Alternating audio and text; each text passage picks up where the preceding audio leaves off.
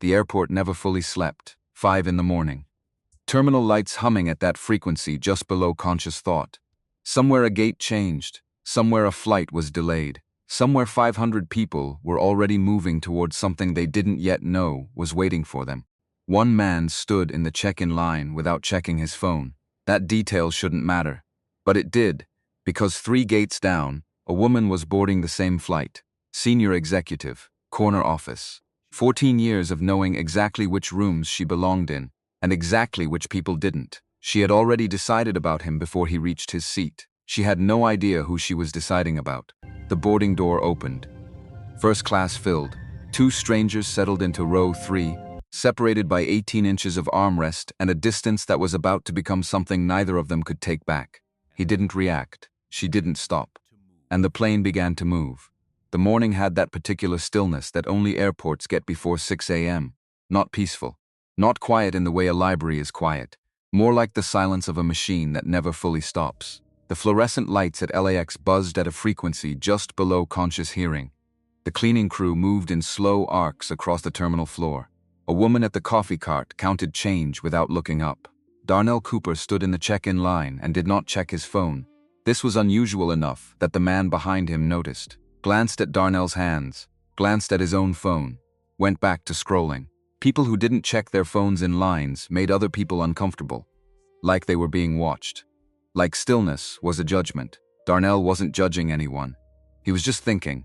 The bag hanging from his left shoulder was a duffel. Dark brown leather, worn soft at the corners, one zipper pull slightly bent from years of use. Not expensive anymore, though it had been once.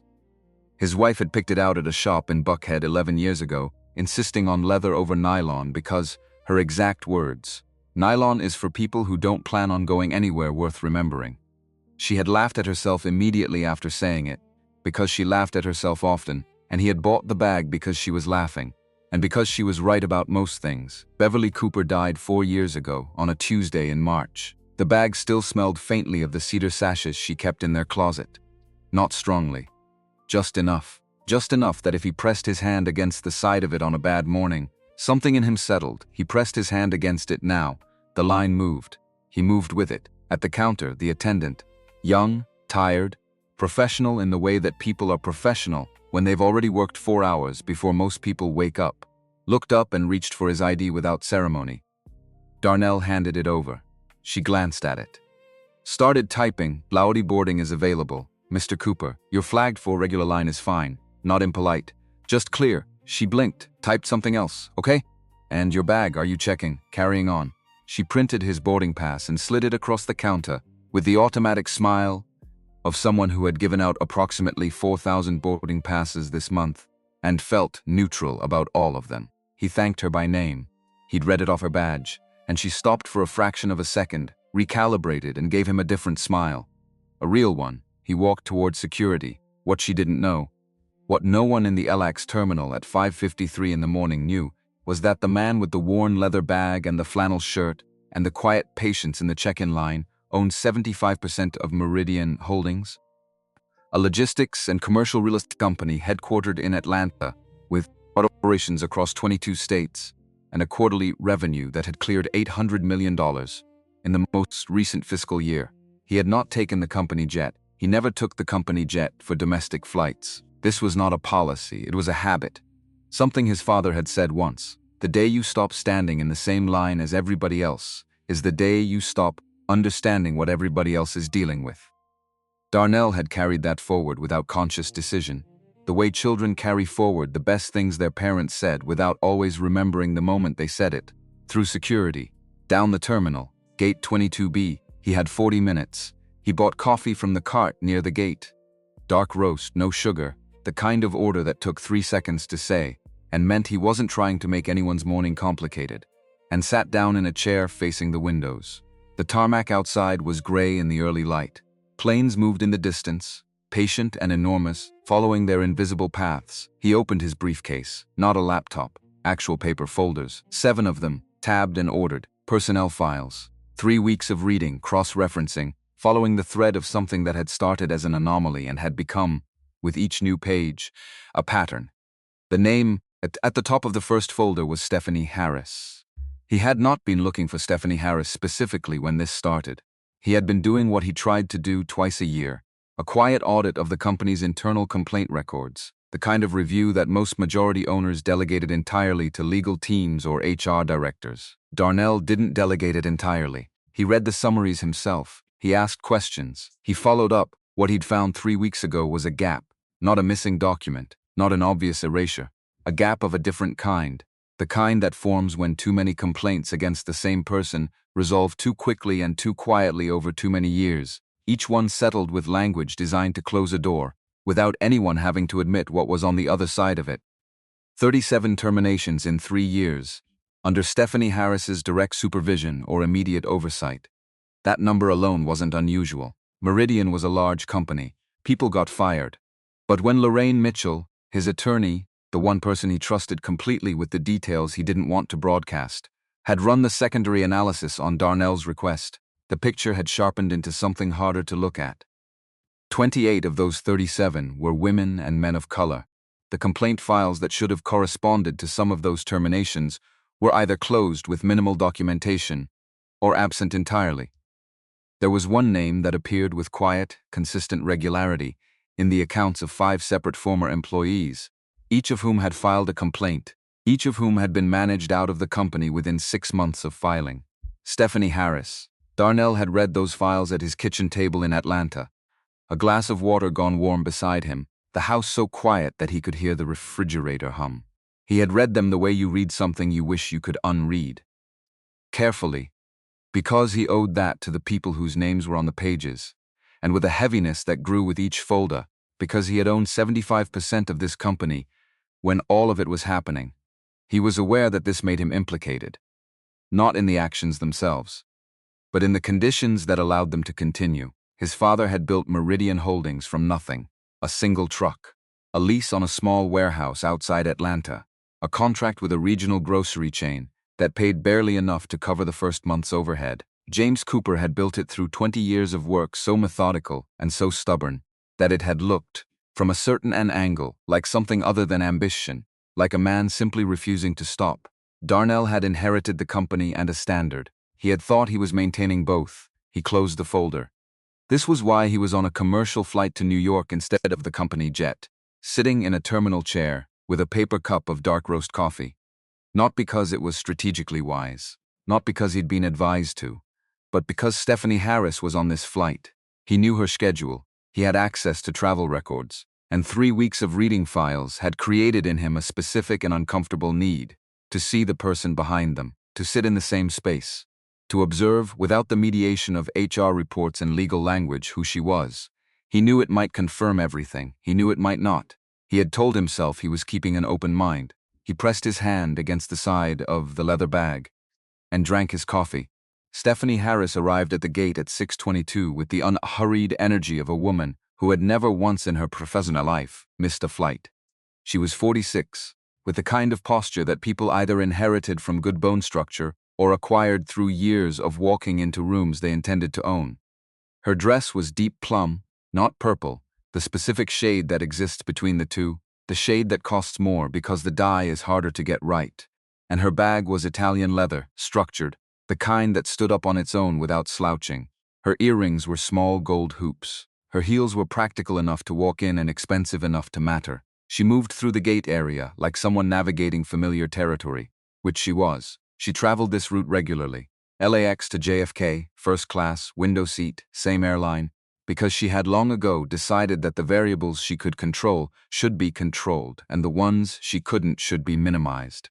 She settled into the seat nearest the jetway, opened her phone, and began scrolling through emails with the focused efficiency of a person who treated waiting as time, and time as something that shouldn't go to waste. Her phone rang. She glanced at the screen. Her face changed, not dramatically, not in a way that anyone would have noticed unless they were already watching her. But something in her shoulders released, just slightly, and when she answered, her voice was different, lower, warmer, with a texture in it that her professional voice didn't have.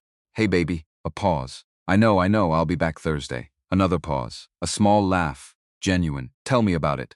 She listened, and for the next 45 seconds she was completely present in a way that the terminal didn't require her to be. Her eyes went soft. She asked a follow-up question. She laughed again, once short reel, then the call ended, and Stephanie Harris reassembled herself.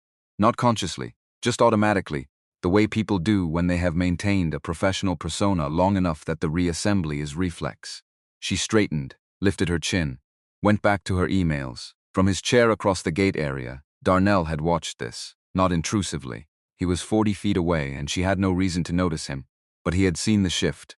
The 10 seconds of a different woman inside the same composed exterior. He noted it, not as exculpation, but as information. Whatever else Stephanie Harris was. And the files said several things she was. She was also a person with a daughter who made her voice go soft. That didn't change anything about the files. But it was true, and he made a point of noticing true things. He went back to his coffee. First class boarded first. Darnell filed in with the group, located row 3, found 3B. The aisle seat, which he'd chosen deliberately, because he always chose the aisle, and slid his duffel into the overhead bin with the efficiency of a man who had done this many hundreds of times. He sat. He put his briefcase under the seat in front of him. He settled. The window seat, 3A, was already occupied. Stephanie Harris was looking at her phone when he sat down. She looked up the way people look up when they sense movement in their peripheral vision. Automatic, quick, a reflex more than a choice. Her eyes moved over him in the time it takes to blink. The flannel shirt, the worn cuffs, the absence of a laptop bag or a rolling carry-on, the duffel in the overhead bin that she'd watched him stow with one hand like it weighed nothing. The assessment was done in under 2 seconds. Darnell was watching the seatback screen. He felt it anyway. He always felt it. Her spine straightened. He noticed that too. For a moment she said nothing. Her lips pressed together in a way that could have been anything. Irritation, calculation, a decision being made. She looked at the seat between them, which was empty, which was technically a divider seat in this configuration. She placed her bag on it, not carelessly, deliberately. Like punctuation, the boarding continued around them. Other passengers found their seats. The cabin filled with the sounds of overhead bins opening and closing, the soft murmur of a flight attendant greeting someone at the front. Darnell looked at his boarding pass. 3B. Looked at the seat she had her bag on. Said nothing yet. Denise Bryant came down the aisle. 14 years with the airline, which meant she moved through a full first-class cabin the way a surgeon moves through a familiar operating room. Oriented, calm, her attention distributed evenly without appearing to land anywhere in particular. Her braids were pulled back, her uniform was pressed. Her expression was professionally pleasant, in the specific way that flight attendants develop, which is different from regular pleasantness because it has to hold up under a much wider range of human behavior. She stopped at row 3, looked at the bag on the middle seat, looked at Darnell, looked at Stephanie. Good morning. Can I help you get settled? Stephanie looked up from her phone. Her voice was even, the kind of even that takes practice.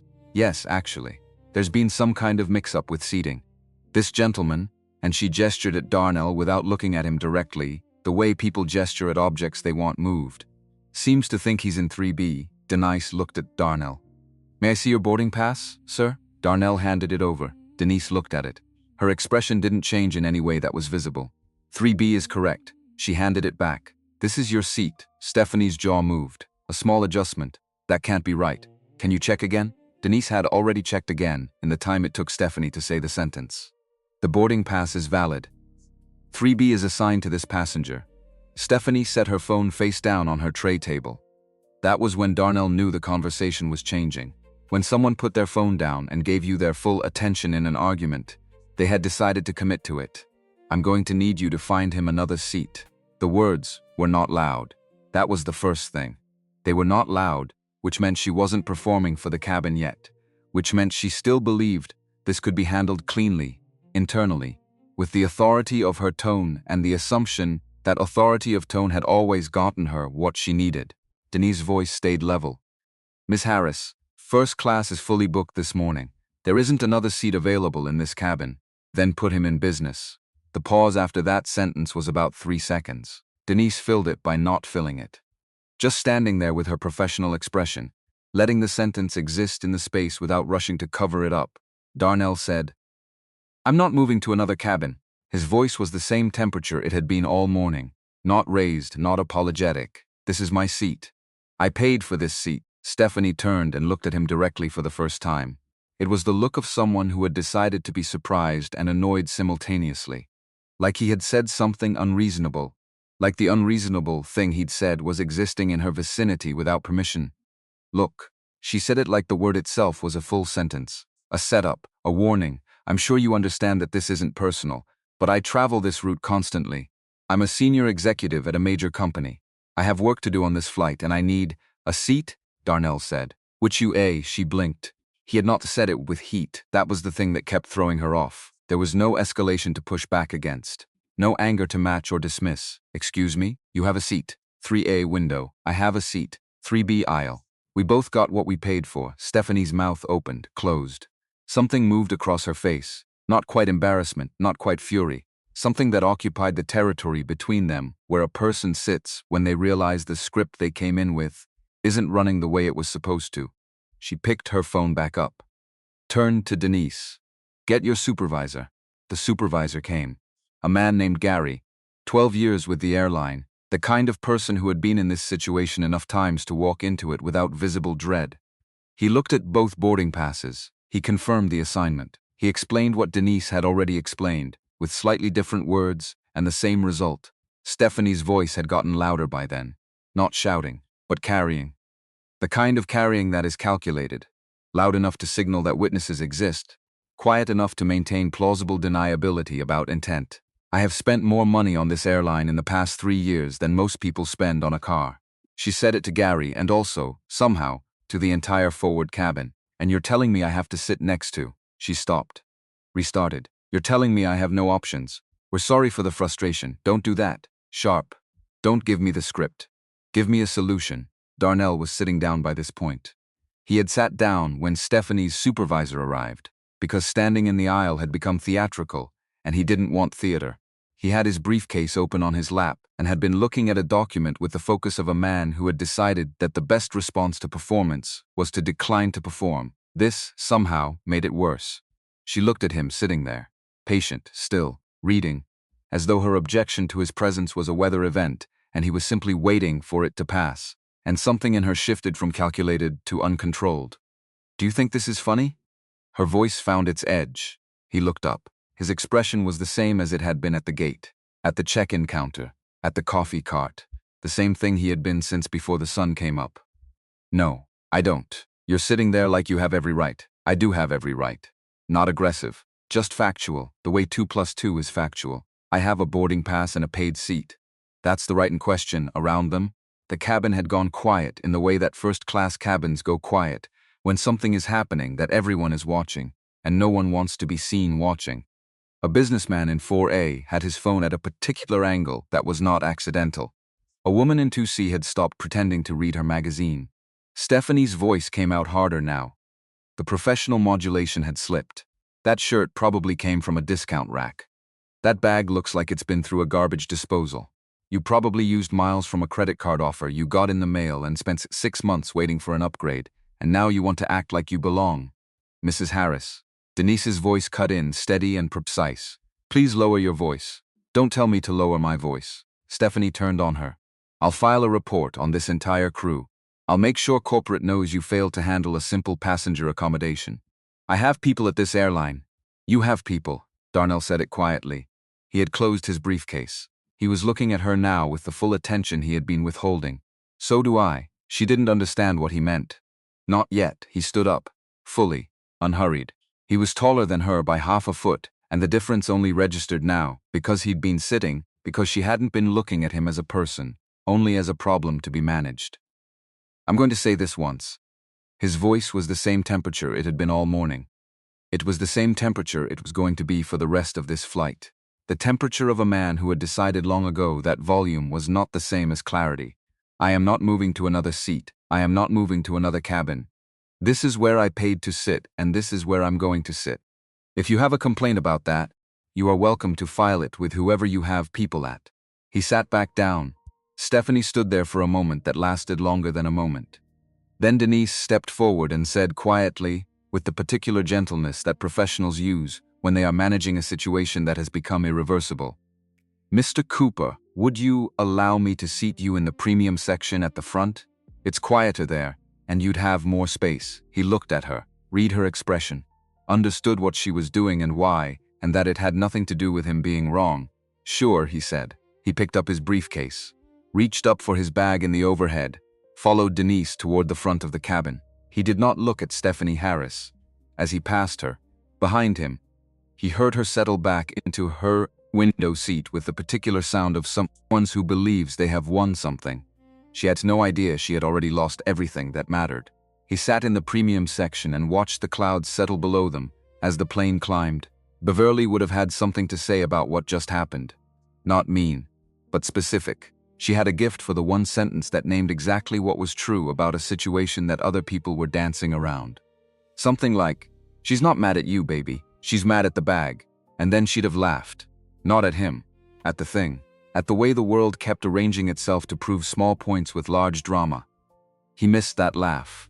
He missed the way she saw things. He opened the first folder. Patricia Johnson's complaint was dated 38 months ago.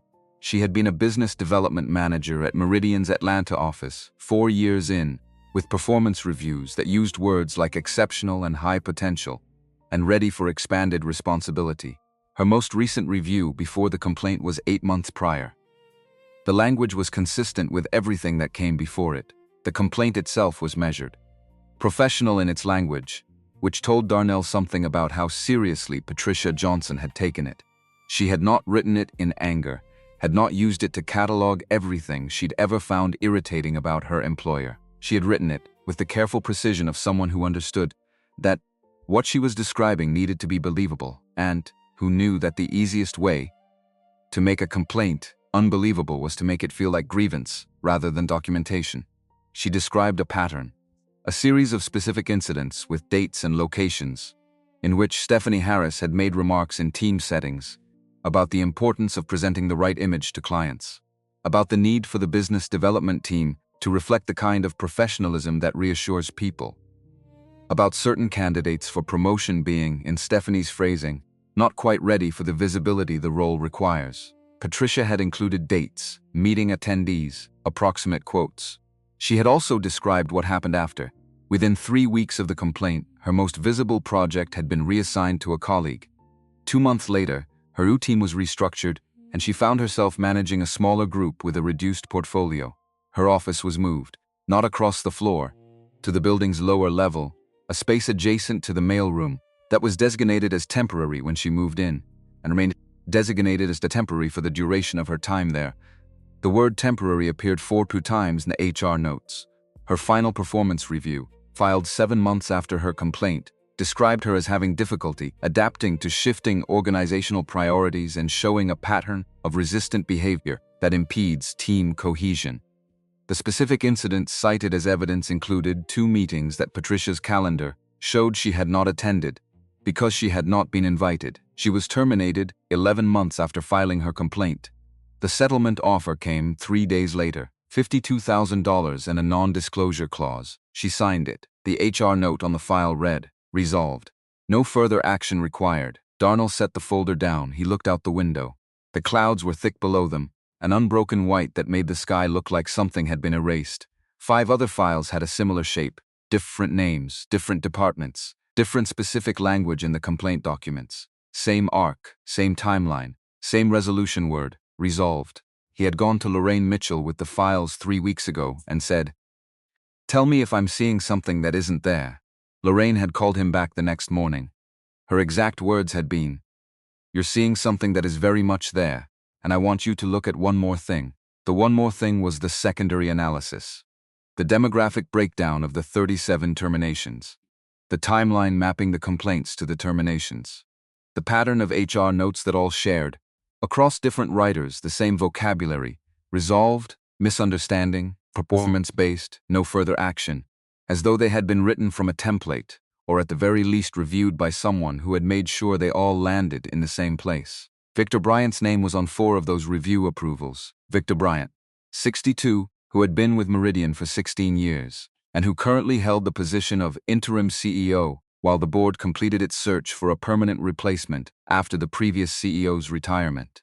Victor, who Darnell had trusted to manage the day-to-day, precisely because Victor had always seemed, in every board interaction and every quarterly review, like the most reasonable man in any room. The most reasonable man in any room. Darnell thought about that phrase now, 30,000 feet above whatever state was below him, and recognized it for what it was. A description of performance, not character. He had been fooled by performance before. Somewhere over Ohio, he guessed Ohio, the geography of the Midwest from above was not particularly distinctive. He heard the shift in cabin atmosphere that meant something was happening toward the back. He didn't turn around. He wasn't sure he needed to. The voice carried forward. Not the words, not at first. Just the tone, the particular frequency of someone who had decided that the people around her were an audience rather than fellow passengers. He had been in enough boardrooms and enough negotiations to recognize that frequency without needing to identify the source. Then a word or two came through. Disgrace. And then, 14 hours a day for this company and they seat me next to. He heard Denise's voice, lower, professional, attempting containment. He heard the other voice cutting through the containment. He kept looking out the window. He thought about Patricia Johnson in that basement office. No windows. Broken air conditioning, temporary. Month after month after month. He thought about the morning Patricia had filed her complaint, what she must have been feeling, the specific courage it takes to put your name on a document that describes something true, and then hand that document to people who have every reason to make it disappear. Not because they were monsters, because it was convenient, because the machinery of no further action had been running smoothly for a long time and nobody had needed to stop it. He thought about what Beverly would say about that. She would say, "You can't fix what you pretend you didn't see." The voice from the back of the cabin had gotten louder.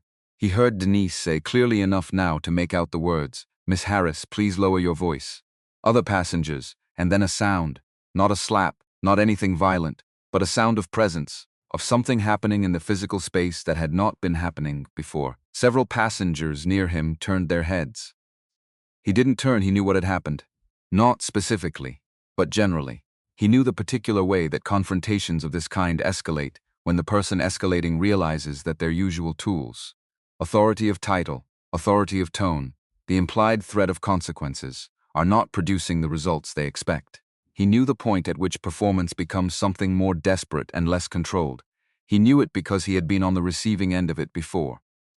Not always, not everywhere, but enough times and in enough contexts that he had developed a relationship with it. Not acceptance, not anger exactly, more like the specific exhaustion of a person who has learned that the thing is still there and is still going to be there and has not yet resolved what that means for how they move through a world that still contains it.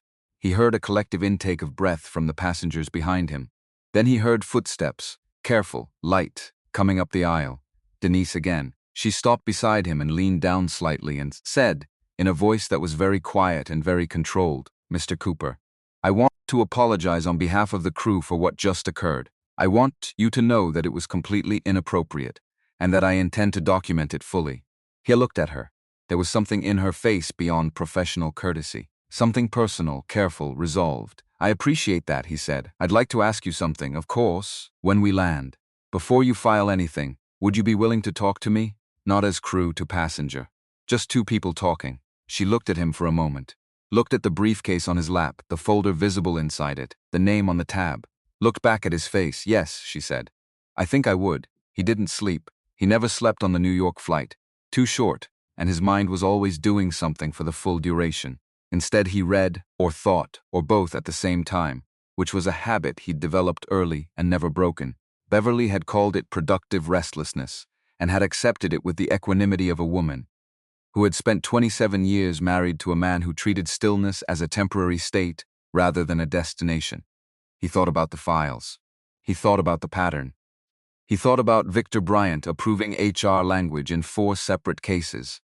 Language that happened to resolve 4 separate complaints in the same direction. He thought about what Lorraine had said when he'd asked her how confident she was in what the files showed. She'd said, "Confident enough that I want you to be very careful about what you do next. Because the thing about patents like this, they don't exist in isolation. They exist because somebody decided they should. And that somebody is still deciding." He thought about the shareholder gala. It was scheduled for Thursday evening. The Carlisle Hotel. Victor had confirmed it 3 weeks ago with the kind of cheerful efficiency that Darnell now read differently than he would have at the time. The agenda, as presented, was straightforward. Quarterly review, forward projections, a brief acknowledgement of the ongoing CEO search, what Lorraine suspected, and what 3 weeks of reading had made Darnell suspect alongside her, was that the agenda had a second layer. That Victor intended to use the platform and the audience and the formal structure of a shareholder meeting to propose something that would be much harder to propose in a smaller room. A restructuring of ownership authority. A mechanism that would, practically speaking, limit what a 75% owner could do without board consensus. The kind of restructuring that would make a great deal of sense to the people who had spent years building something they didn't want examined. Darnell had been the majority owner of Meridian Holdings for 11 years. He had never had reason to exercise that ownership in a confrontational way. He had never needed to. The company ran. The numbers were good. The people around him had seemed, in every interaction, like people who understood what the company was supposed to be. His father had built it to create opportunity. That was not a mission statement from a brochure. It was the actual thing. James Cooper had grown up in a part of Atlanta where opportunity was something you heard about from other neighborhoods. And he had spent his working life building a company that hired people who weren't being hired elsewhere, promoted people who weren't being promoted elsewhere, and maintained, with stubborn consistency, the principle that what you could do mattered more than what you looked like while doing it. Darnell had inherited that company. He had genuinely, continuously believed, that he was stewarding it. He looked at the folder on his lap. The word resolved looked back. He thought, I did not resolve this. I did not see it. I did not know. And then, because he was his father's son, and his father had never let himself stay too long in the passive voice, I should have known. I should have been looking. The size of the company is not an excuse for the distance I allowed between myself and the people in it. That thought sat with him until the descent began, and the clouds broke open and New York spread itself below him, gray and enormous, and he felt, in the particular way he always felt when something was coming, the specific weight of a decision already made. He had not come to New York to confirm what he suspected. He had come to do what was necessary. She came to find him before they reached the gate. He heard her before he saw her. The precise click of heels on the aisle floor, measured and deliberate, the walk of someone who had decided to do something and was now executing the decision before the nerve ran out. He kept his eyes on the window until she was beside him. Then he turned. Stephanie Harris, standing in the narrow space between seat rows, looked different from Stephanie Harris, commanding a gate area or escalating a complaint. She was still composed. The dress was still pressed. The posture was still precise. But her hands were not quite right. Something in the way she was holding them, not clasped, not loose, somewhere in between, the physical residue of a person managing something internal. Mr. Cooper. Her voice was careful, quieter than it had been. I had no idea who you were when I know you didn't. She paused. I want to apologize. What I said, what I did was inexcusable. I was stressed. The week has been Mrs. Harris. He said it the same way he said everything, same temperature. I knew who you were when you walked onto this plane. The sentence landed. He watched it land. Watched the understanding move through her face in stages. First confusion, then the beginning of something else, then the full weight of it settling somewhere behind her eyes. You. She stopped. You knew. I've been reviewing personnel files for 3 weeks. Your name appears in them frequently. He held her gaze. I booked this flight because you were on it, not to embarrass you, because I needed to see things for myself rather than through paper. Her jaw tightened, loosened. The complaints were settled, legally closed. There was never any. Settlement isn't accountability, Miss Harris. She tried a different angle. He could see her trying it. The slight recalibration, the decision to move from apology to defense. If you're planning to use what happened today as some kind of basis for, this would be considered retaliation. I have it. You're threatening me, he said, on a plane full of witnesses, after what just happened in front of recording devices. She closed her mouth. I'm not interested in retaliation, he continued. I'm interested in accuracy. What happened today doesn't change the files, but it confirms something about them that I was still, until this morning, hoping might be explained differently. She stood very still. The shareholder meeting is Thursday, he said. I suggest you prepare. He turned back to the window. The runway lights appeared below them, long lines of white stretching toward the gate, and the plane came down steady and straight the way good planes do. And Darnell Cooper kept his hand resting against the leather of the bag that still, faintly, smelled of cedar. JFK had a specific quality in the late afternoon. Not chaotic, not calm, but pressurized. The particular density of a place processing enormous quantities of people and doing it just barely fast enough to avoid visible collapse. He let most of the passengers deplane ahead of him. He was in no rush. The meeting he needed to have was not at any office or hotel. It was here in the terminal with Denise Bryant, who had said yes in the way that people say yes when they mean something more than agreement. She found him near the gate. She had changed out of her uniform jacket, which meant she was on her own time now, which meant she had chosen to be here rather than being required to be. That distinction mattered. She was a small woman, and without the jacket she looked younger, though the expression on her face was not young. It was the face of someone who had been deciding something for a while and had decided. "You wanted to talk," she said. "I did." He gestured to a quieter stretch of gate corridor. They walked to it. He asked, "How long have you been with the airline?" 14 years. "And in those 14 years, have you filed an incident report?" 3 times, she said it without hesitation. 2 medical emergencies. 1 passenger making credible threats. "I'd like to request a 4th, he said. "Everything you witnessed today, what you heard, what you saw, what happened in that cabin from the moment Miss Harris objected to my boarding pass to the moment I was moved to the premium section." Denise looked at him. Her hands were still at her sides. "What is this part of?" "A larger investigation," he said, "into practices at my company that have been allowed to continue for too long because nobody in a position to stop them was looking closely enough. Your company." She said it the way people repeat sentences that contain unexpected information. Testing whether it sounds different the second time. "Meridian Holdings. I'm the majority owner." He let that sit for a moment. "Stephanie Harris is a senior executive there. What she did today was not an isolated event. I have files that document a pattern going back years. Your account of what happened in that cabin is part of that pattern." She was quiet for a moment. Then, "I could lose my job." "You could," he said. "I won't tell you otherwise. The people who benefit from silence have resources. They have already demonstrated willingness to use them. So why would I?" "Because you said yes when I asked to talk." He met her eyes. "People who aren't willing to say anything don't say yes. They say they have to catch a connection." Something shifted in her expression. "A decision finalized? I'll write the report," she said. "Everything I saw, everything I heard." He nodded. "Thank you." She started to turn. "Stopped, Mr. Cooper. There's something else." He waited. There was a man in seat 5A. He was recording from the moment things escalated. He was still recording when we landed. She paused. He handed me a card. Said if anyone needed documentation, he had it preserved. Said something about cybersecurity protocols. Another pause. "His name is Jeffrey Lewis." Darnell looked at her. Of all the things that could have happened on this flight, of all the ways this day could have gone, he had not anticipated this particular detail.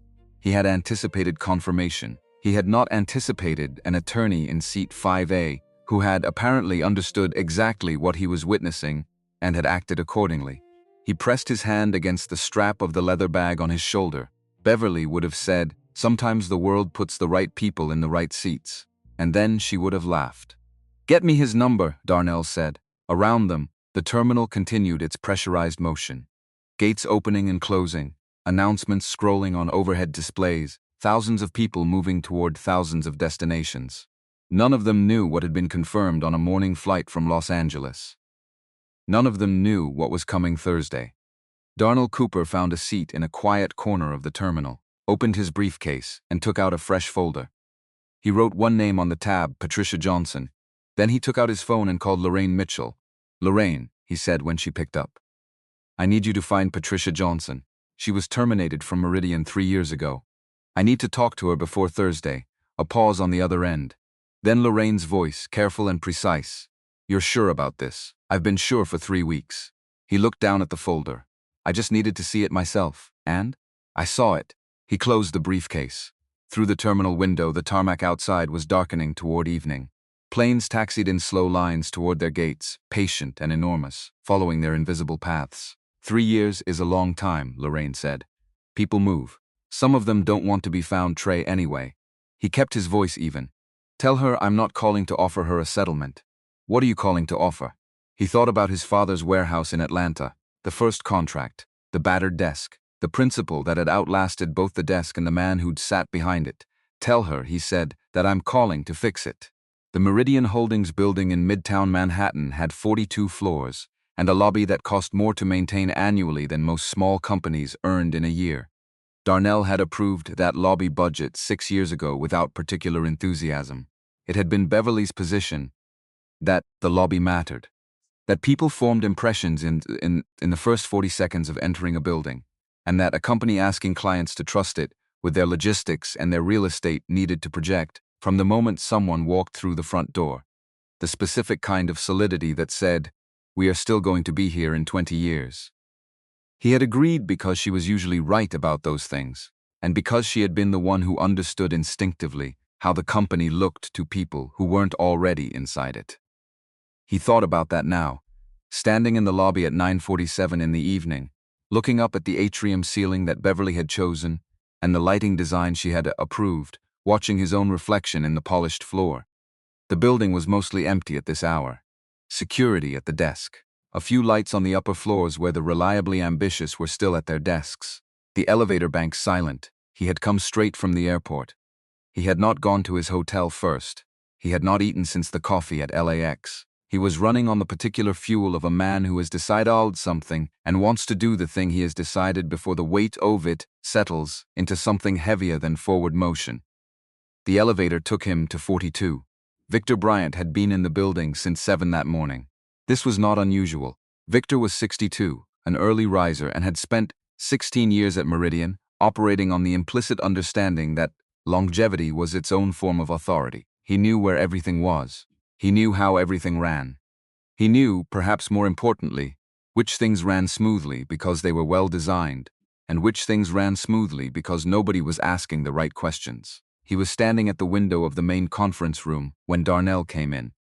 The Manhattan skyline behind him was doing what it always did at night, performing its own importance, all those lit rectangles stacked against the dark, a city that had decided long ago that brightness was a form of argument. Victor turned. His expression did a quick and controlled thing, the shift from surprise to composed welcome, executed in under a second. He was very good at that. He had always been very good at that, Darnell. Warm, steady, the voice of a man who was not worried, or who needed to sound like a man who was not worried, which in practice produced the same sound. "I wasn't expecting you tonight, I know." 7 other people were in the room, senior vice presidents. The internal legal team lead, a woman named Carol Lee, who had the specific stillness of someone who had been told to come to this meeting but not why. 2 people Darnell recognized from the finance division. 2 he didn't. They all looked at him. He looked at Victor. "I want an independent ethics investigation," Darnell said. He did not sit down. He did not put his briefcase on the table. He stood in the doorway and let the sentence exist in the room. "Full audit of discrimination complaints for the last 5 years. External investigators." Not this team. The silence that followed lasted approximately 4 seconds. Long enough for everyone in the room to understand that this was not a request being floated for discussion. Carol Lee's voice was careful, the professional caution of someone who understood that the next thing she said would be on record in some form.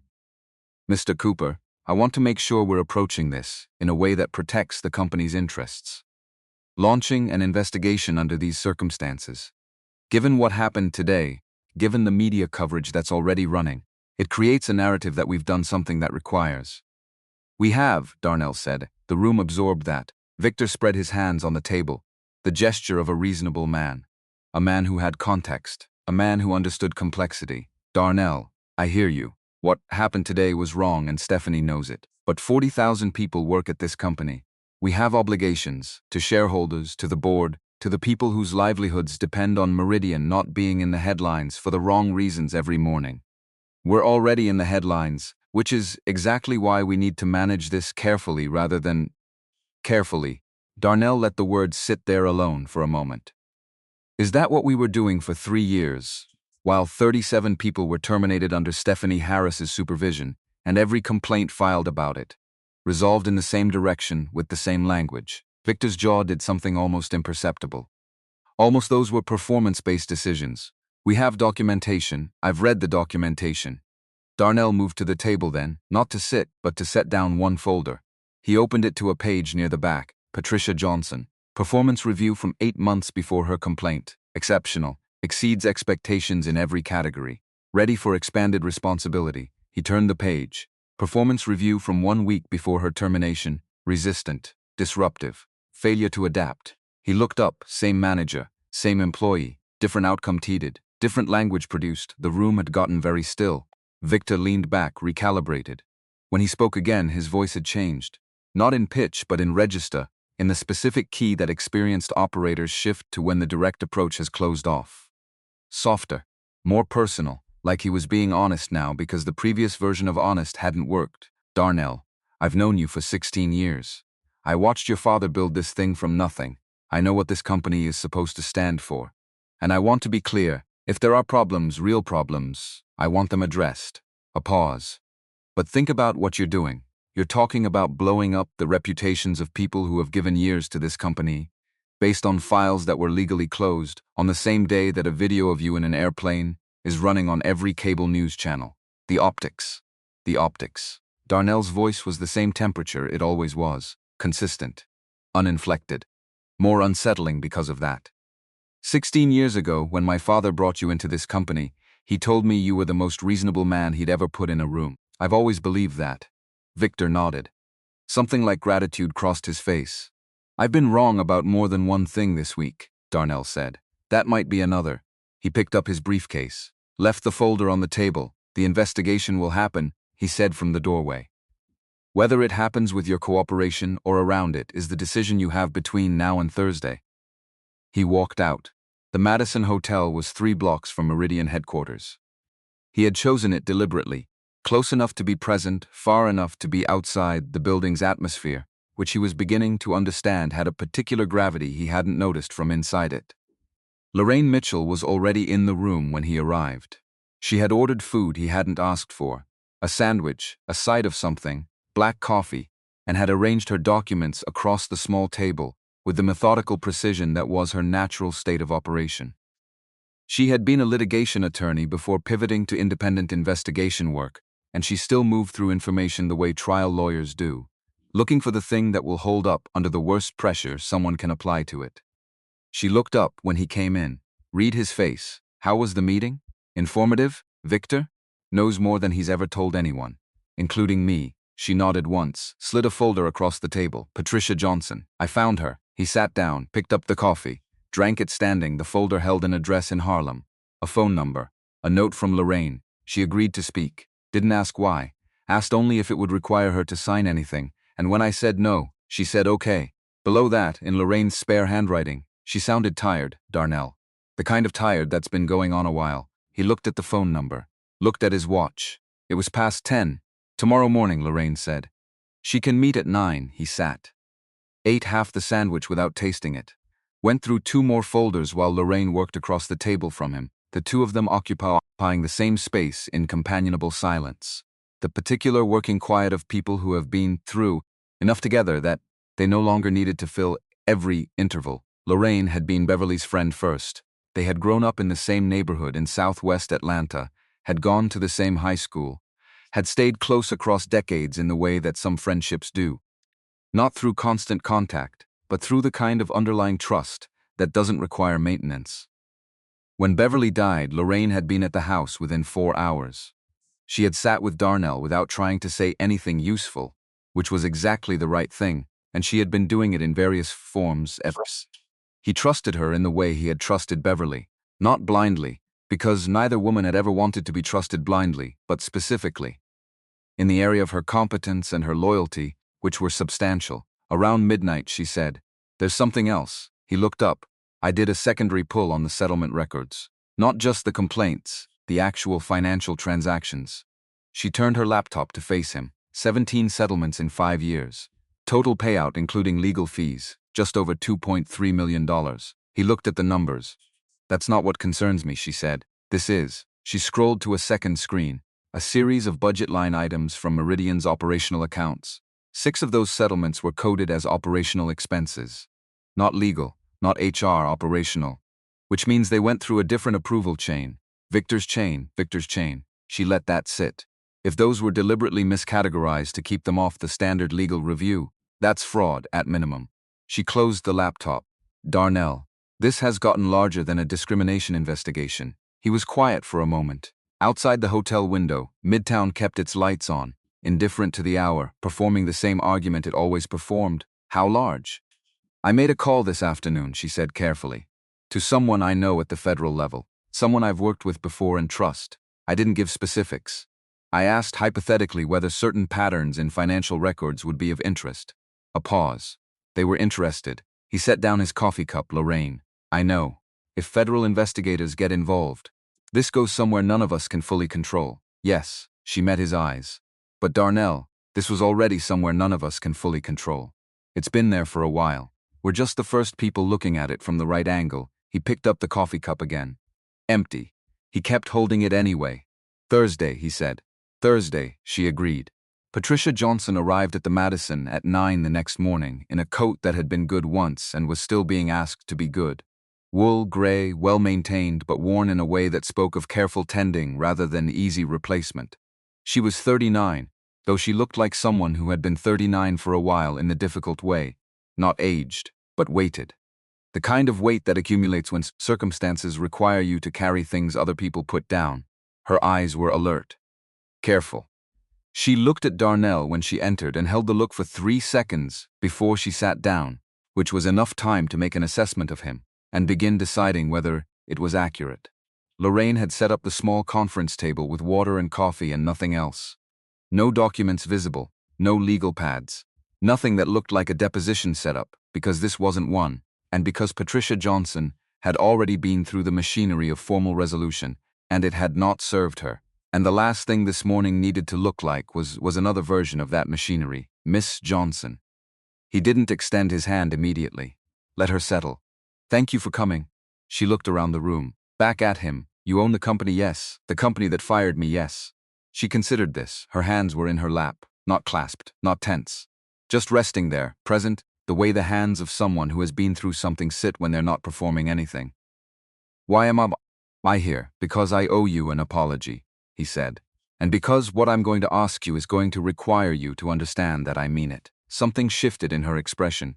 Not softening, more like a recalibration.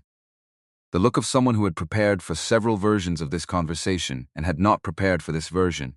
Go ahead, she said. He did not look at his notes. He had read the file enough times that the specifics were no longer on paper. They were in him, the way things get into a muscle when they've sat with him long enough. You filed a complaint 38 months ago. What happened after that complaint was not a failure of process. It was a deliberate use of process to protect a person who should have been investigated instead. He looked at her directly. I owned 75% of this company when that happened. I didn't know. But not knowing is not the same as not being responsible. I should have had systems that made it impossible to bury a complaint like yours. I didn't. That is on me as much as it is on anyone else. The room was quiet. Patricia looked at him for a long time. Then 3 years ago, I sat across from an HR director who told me I was being overly sensitive. Her voice was even, controlled in the way that evenness sometimes is. Not calm, but compression. She used the word perspective. She said I needed to adjust my perspective, as though what I was describing was a matter of interpretation rather than a documented pattern of behavior by my direct supervisor. A brief pause. I had dates. I had emails. I had the names of 5 colleagues who witnessed at least 2 of the incidents I described. None of it mattered, I know, after I was terminated. She stopped. Started again with the precision of someone choosing words for accuracy rather than effect. I spent 4 months without health insurance. I was in the middle of a treatment course. I had to stop it. I couldn't afford to continue. She looked down at her hands. Back up. I took a job at an electronics store. Part-time. I have a graduate degree and 11 years of business development experience. And I was selling extended warranties on televisions. Because the HR director at your company decided my perspective needed adjusting. The word "your" landed the way it was meant to. He held it. Patricia, he said. I'm sorry. Those words don't reach the cost of what happened to you. I know that. But I mean them without qualification. She looked at him. Something in her face was very careful. Not hard, not closed. Just careful. The carefulness of a person who has been burned by what looked like good faith before and is deciding, in real time, whether to risk it again. What do you want from me? She said. I want you to tell me what happened. On the record. In full. He paused.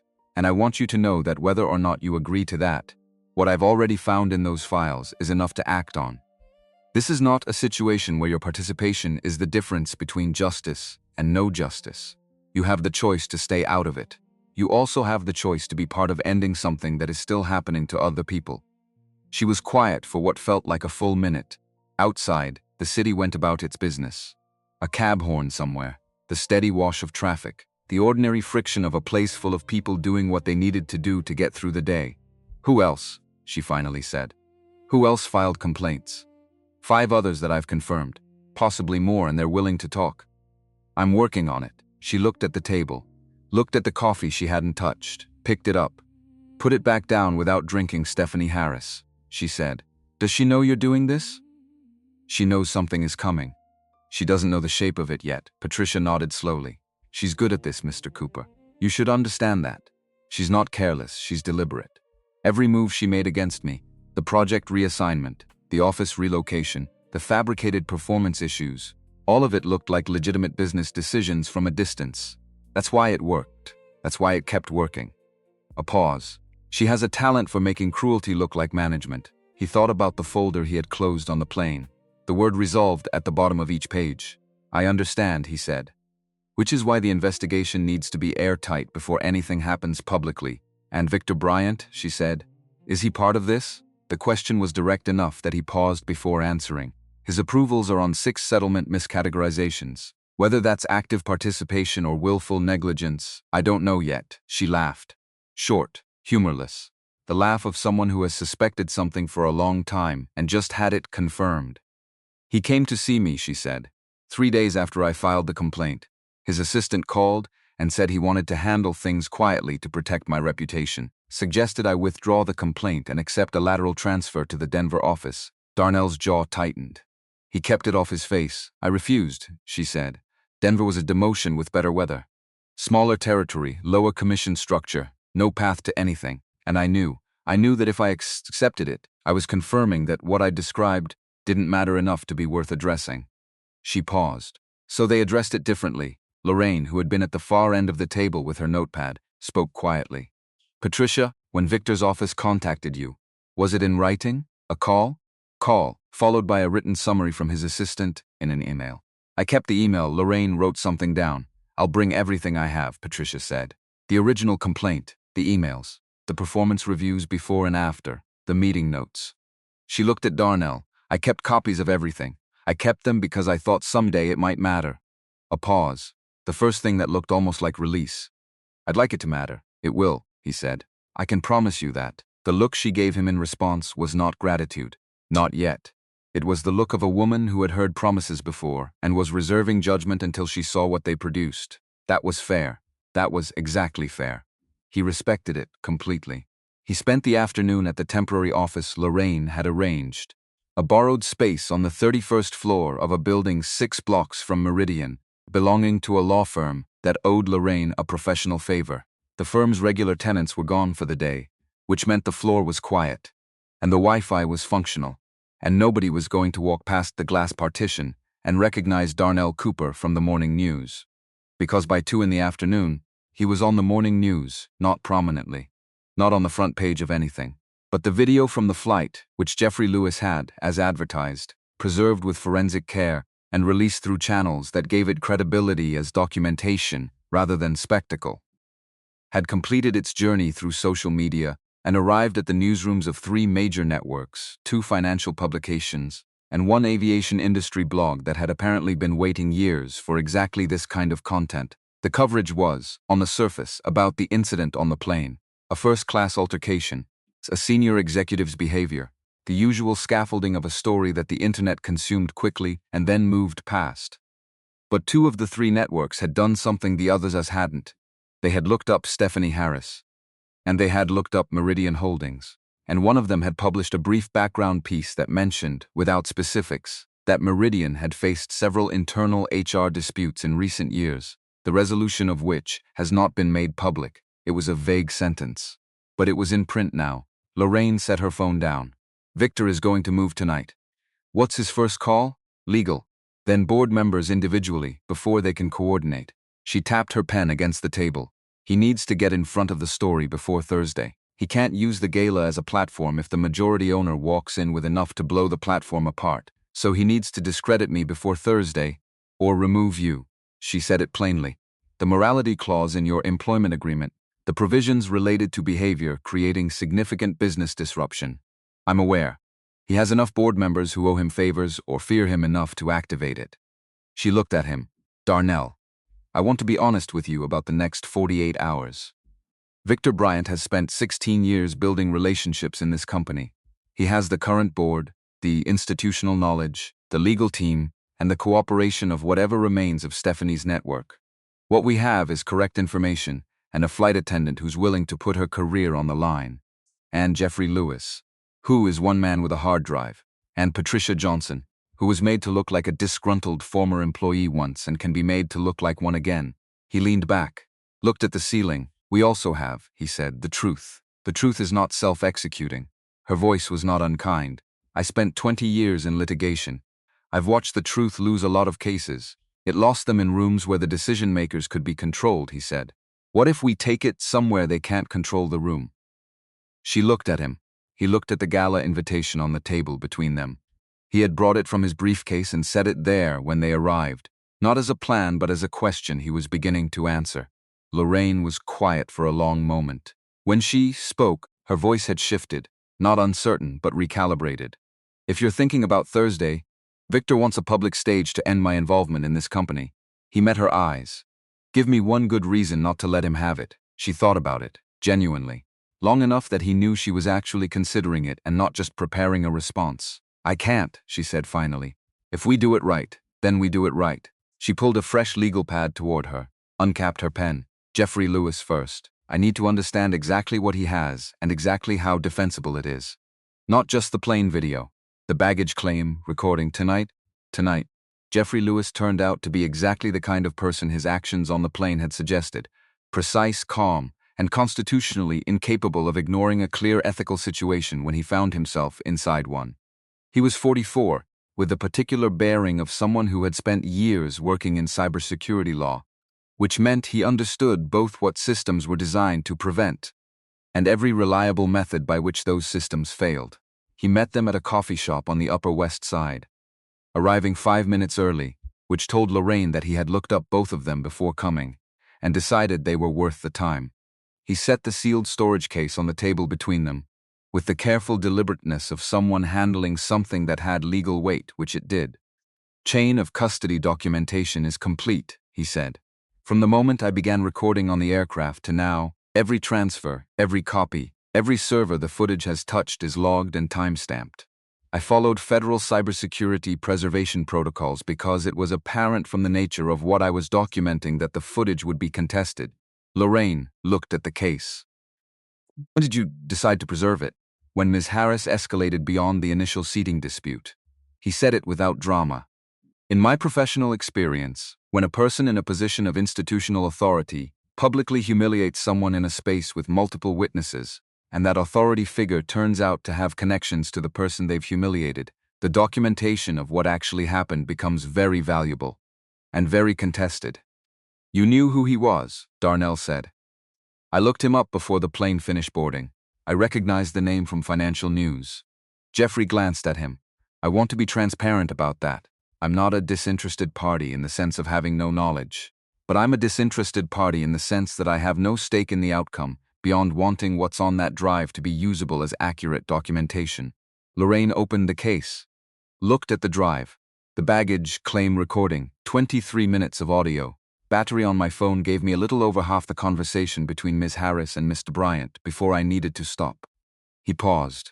What I have covers the material decisions. Specifically, Mr. Bryant directing Ms. Harris to, and I'm using his exact language, get the flight attendant dealt with before she files anything. He also references Patricia Johnson by name. Says if she surfaces, the response should be. He stopped. I'll let you hear it. Lorraine looked at Darnell. He looked at the drive. This was the thing that Victor had not anticipated. This was the specific failure of people who had operated for a long time in conditions that rewarded confidence and punished doubt. They assumed that a conversation held at baggage claim in a busy airport terminal was not being recorded. They assumed this because no one had ever done it before. And no one had done it before because, in most situations, there was no Jeffrey Lewis in seat 5A. I need you to understand what you're offering, Darnell said. If this goes where I think it's going, if we use this at the shareholder gala Thursday, you will be identified. Victor Bryant's legal team will come after the recording's validity, your professional reputation. Mr. Cooper. Jeffrey's voice was even. I'm a cybersecurity attorney. My professional reputation depends on my ability to produce documentation that holds up under exactly the kind of scrutiny Victor Bryant's team will apply to it. A brief pause. I'm not worried about my professional reputation. I am, in fact, somewhat looking forward to explaining to a room full of people why federal preservation protocols make this recording bulletproof. Lorraine made a sound that was almost a laugh. She covered it quickly. Thursday, Jeffrey said. What do you need from me between now and then? The attack came at 3:47 in the morning. Darnell was awake when it happened, which was not unusual. He had been going through Patricia's documents. She had messengered them to the hotel that evening. 3 years of careful preservation, in a manila envelope that had been stored in the kind of careful way that told him she had never fully stopped expecting to need them. He had been reading through them since midnight, cross-referencing against the files from Lorraine, building the architecture of something that would have to stand up to hostile examination in a room with 500 people in it. His laptop chimed, an alert from the cloud backup service that Lorraine used for their shared document files. He opened it, the main evidence folder, everything they had uploaded to the secure shared drive over the past 2 days, the personnel files, the secondary financial analysis, the formatted complaint records, was gone, not moved, not access restricted, deleted. He looked at the server log. Deletion timestamp 3:47 a.m. credentials. Victor Bryant. He stared at that for a moment. Victor had given him something, doing this. He had confirmed, in an action that was logged and timestamped and permanently on record, that he knew exactly what was in those files and that he had made a deliberate choice to destroy it. The act of deletion was itself evidence of consciousness of guilt, which was the kind of thing that juries understood intuitively even when they couldn't articulate the legal concept behind it. But Victor was not thinking about juries at 3:47 in the morning.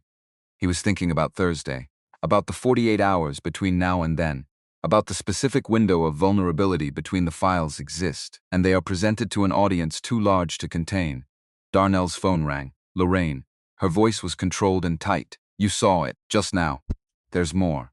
A pause that had weight in it. Patricia just called me. Someone put an envelope under her apartment door tonight. She found it 20 minutes ago. Photos. He felt something cold move through his chest. Her daughter, Lorraine said. Walking to school. The route, the schedule. No note, no signature. Just the photos. He stood up from the chair, moved to the window. The city outside was dark except for its permanent lighting, the street lights, the traffic signals cycling through their sequence, the lit windows of the people who were always awake. She's not going to testify, Lorraine said. I can't ask her to. Not with this, no. His voice came out steady. It surprised him because what he felt was not steady. What he felt was the specific and precise fury of a man who has spent 48 hours learning the dimensions of a wrong and has just learned they are larger than he measured. You can't ask her. She has a child, Darnell. It's all right. It wasn't, but the sentence served a purpose. We have Jeffrey's recording. We have Denise's incident report. We have the financial records, the digital financial records that were just deleted, Lorraine. He kept his voice even by choice, by practice, by the deep and reliable discipline of a man who understood that emotion and effectiveness occupied different registers, and that right now he needed the second one. Does Patricia still have her documents? A pause. Physical copies, yes. She kept them at her apartment. Then we still have them. Paper doesn't delete. He turned from the window. Call Jeffrey. Tell him to back up everything on his end to a second secure server. Tonight, different location. And Lorraine, I'm already doing it. He believed her. He had always been able to count on her to be already doing it. He put the phone down. He picked up the leather bag from beside the bed, not for any specific reason, just held it. The cedar was faint tonight, fainter than usual. Or maybe he was just tired. You can't fix what you pretend you didn't see.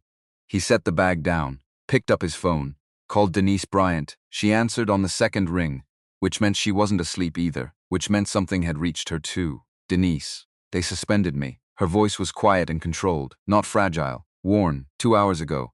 Email from the airline's HR director. Pending investigation for violation of passenger privacy policies. She paused. 23 years, Darnell. Not 14 like I told you at the airport. I miscounted because I can't sleep. A short exhale. 23 years with no complaints, no incidents, no disciplinary actions. And now this. He pressed his eyes closed for a moment, then opened them. I need to ask you something, he said. You're going to ask if I'll still testify. I'm going to ask if you want to, not if you will. If you want to. The silence lasted a full breath. What she did on that plane, Denise stopped.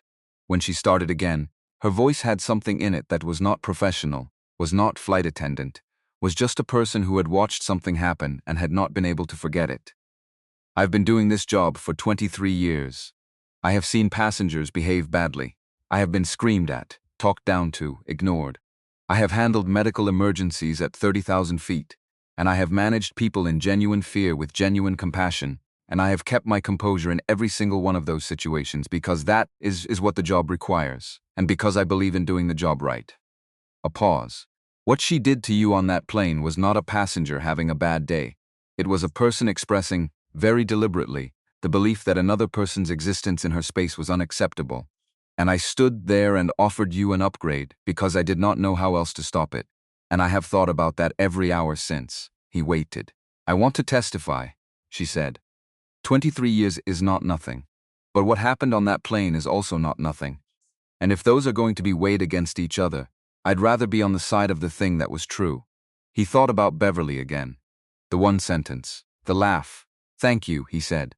The morning brought three things. The first was a call from his board liaison, a board member named Terry Coleman, who had always struck Darnell as the most reliable of the group, the one most likely to call rather than wait and see. Terry sounded uncomfortable. The board had been contacted by Victor. There would be an emergency session Wednesday morning. There were concerns about the morality clause. There were questions about judgment and stability. Victor had used the phrase pattern of impulsive decision-making twice. The second was a news alert. A story had broken overnight. Byline from a financial reporter who had covered Meridian for years, describing leaked internal communications suggesting that Darnell Cooper had, in his own words, planned to use this situation as a pretext to execute a vendetta against a loyal executive. The emails were formatted correctly, carried his signature line, and were almost certainly fabricated. Almost. Which was the point. Enough doubt, enough noise in the signal. The third was a text from Lorraine, sent at 6:42. Federal contact confirmed. They want what we have. They'll be at the gala Thursday if you can make the presentation public and on record. They need the room. They need witnesses. This only works if it happens the way you said. He read all three. Set the phone down. Drank his coffee standing at the hotel window, watching the city do what it did every morning. Reassemble itself from the night, find its feet, recommit to the argument it was always having with itself about importance and scale, and whether any of it meant anything lasting. His father had stood in a warehouse outside Atlanta, with one truck and one contract, and the absolute certainty that something could be built from nothing, if you were willing to keep showing up after the days that told you to stop. Thursday was 2 days away. He put the coffee down, opened his laptop, started writing the notes he would need. He was not going to wait for Wednesday's board session. He was not going to negotiate in private with people who had demonstrated that private negotiation was where they hid things. He was not going to offer Victor Bryant the chance to reframe this in a smaller room with a more controllable audience. Victor had chosen a stage. Darnell was going to use it. Wednesday's emergency board session lasted 42 minutes, which was shorter than any board session Darnell could remember attending. Shorter and more surreal. The experience of sitting at a table where most of the people on one side of the agenda had spent the previous 12 hours on the phone with Victor Bryant and had arrived with their decisions already made. He stated his position clearly. He presented the summary of what the files showed. He referenced Jeffrey's recording without detailing its contents. He described, without drama, the envelope that had appeared under Patricia Johnson's door. The board received this with expressions calibrated to suggest concern while communicating that concern was not, in this moment, the operative value. Carol Lee's replacement. She had been removed from this session on conflict of interest grounds. Spoke about shareholder value, about the morality clause, about the specific language of the clause that permitted board review of majority owner conduct in cases where that conduct created material disruption to business operations. A man named Brian Thompson, who had been on the Meridian board for 9 years and whom Darnell had genuinely liked, looked at the table and said nothing. Victor, at the head of the table, let everyone else speak. When the room had run its course, he looked at Darnell with the expression of a man who believed he was being merciful. Darnell, no one in this room doubts your commitment to this company. What I'm asking, what the board is asking, is that you allow professionals to handle what has become a very complicated situation. through appropriate channels, with appropriate oversight. A pause. Step back from Thursday's gala. Let us manage the communications. Let the legal team work through the HR questions on a proper timeline. This doesn't have to be a crisis. Darnell looked at him. Victor had 16 years of this building behind him. 16 years of knowing where every body was buried and which drawer to open and who owed what to whom. He was good at it. He was very, very good at it. I'll be at the gala Thursday, Darnell said. I'll be on time, he stood up. What's happening in this room? He said. Not looking at Victor, looking at Brian Thompson, who was still looking at the table, is not protection, it's continuation. There's a difference. I spent 48 hours learning it. He picked up his briefcase. I'll see you Thursday. He called Lorraine from the elevator. Bard tried to invoke the morality clause. They don't have the votes yet. Victor needs 2 more. He'll have them by tomorrow morning, which means he'll try to prevent you from attending the gala. He can try. The elevator doors opened on the lobby. He walked through it without stopping. Get Jeffrey, get Denise, get the federal contact confirmation in writing. And Lorraine, Patricia, she said. I know. He pushed through the front door into the afternoon. The city absorbed him immediately, the way New York did. Without acknowledgement, without adjustment, just folding him into its existing motion, the way water folds around anything placed in it. He walked north. He thought about the gala invitation in his briefcase, the Carlisle Hotel, 500 people, cameras from 3 financial news outlets, the board members who had looked at the table instead of at him, the board members who might still be reachable, saw the visitants in a room where they couldn't be managed one by one. He thought about Beverly and her 40-second rule about lobbies, about the first impression a company made on the people it was trying to persuade. He thought about what his father had said about standing in the same line as everybody else, about what you understood when you did that and what you lost when you stopped. He stopped at a crosswalk, waited for the light. A woman next to him was on the phone, laughing at something the person on the other end had said. A man in a delivery vest was checking his phone with the concentrated speed of someone who had 12 more stops to make. A kid on a skateboard rolled past the stopped line of cars, with the specific bravado of someone who had not yet had a reason to be cautious. The light changed. Darnell Cooper walked into Thursday. Thursday arrived the way consequential days often do, quietly, without announcement. The same gray Manhattan morning it always was, taxis running their routes, the coffee carts doing steady business, the city carrying on at its standard indifference to whatever any particular person needed from it. Darnell was awake before 5. He had slept 4 hours. Not badly, just briefly. The sleep of a man whose mind had finished its work and shut down for the minimum interval before the next requirement. He lay in the dark for a few minutes, listening to the city's low register, and then he got up and stood at the window, the way he had been standing at windows for 3 days, watching New York perform its argument with itself. The leather bag was on the chair by the door. He had packed it the night before.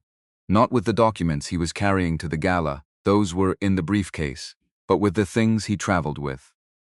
The cedar sachets were in the side pocket where Beverly had always kept them. He had moved them there 4 years ago when the original placement started fading from habit to ritual. And he had left them there because ritual was sometimes the only geography that stayed fixed when everything else was in motion. He showered, dressed, took the navy suit from the garment bag that had been hanging on the closet door since Tuesday. He had brought it specifically for tonight, the one concession to ceremony in 3 days of flannel and khaki, and the quiet statement of a man who dressed for himself rather than for the room. Tonight the room mattered, not because he needed armor, because the evening was a formal occasion and he respected it, and because there was a difference between not caring what people thought of your appearance and being careless with the weight of what you were about to do. He looked at himself in the mirror. The suit was good.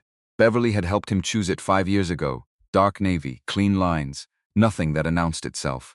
She had said it made him look like a man who had somewhere specific to be. He thought about that now. Thought about how specific the somewhere was tonight. He called Lorraine at 6:15. She answered immediately, which meant she had been awake longer than he had. Federal contact confirmed for tonight. They'll have 2 agents positioned inside the ballroom before the gala begins. They need the evidence presented publicly, on record, with the full room present. If Victor moves to have you removed before you can present, which he'll try, the agents will intervene only if a crime is actively being committed or about to be. A pause.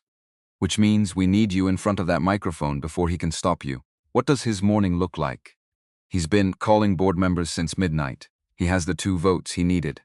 As of right now, the board has technically authorized invocation of the morality clause, which means he can argue you're not authorized to address the gala in an official ownership capacity. Let that settle. He's going to try to have you escorted out the moment you arrive. Then I need to be inside before anyone knows I'm coming. The service entrance on 61st. I've arranged it with someone on the hotel staff who owes me a professional favor. Her voice was dry. I am running low on professional favors, Darnell. This is essentially the last one. I'll owe you the rest. You'll owe me considerably more than the rest. A brief pause that contained something warmer than the surrounding efficiency. Are you ready for tonight? He looked at the window. The city outside was beginning to lighten at its edges, that particular pre-dawn shift where dark gray becomes something marginally less dark, the sky reconsidering its position. I've been ready since Patricia walked into that hotel, with a folder she'd been keeping for 3 years, he said. I was just working out the logistics. The St. Regis conference room that Lorraine had borrowed felt different in the morning light than it had the previous 2 days. The documents were still spread across the table, but they had been reorganized by Lorraine at some point in the night into a sequence that built from evidence to implication to consequence. The architecture of an argument rather than a collection of facts. Jeffrey Lewis arrived at 8, carrying his briefcase with the same deliberateness he had brought to everything since the coffee shop meeting. He set up the presentation equipment on the table, a laptop, a portable projector, connection cables, with the efficiency of someone who had tested everything twice before leaving his apartment. He looked at Darnell.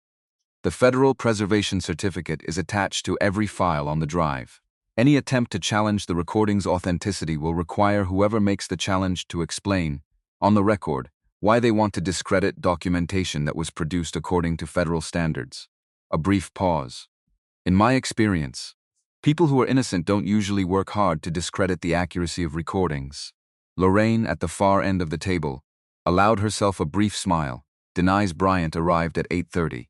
She had not worn her airline uniform, had not worn it since the suspension, which was now officially a termination, the email having come through at 11 the previous night.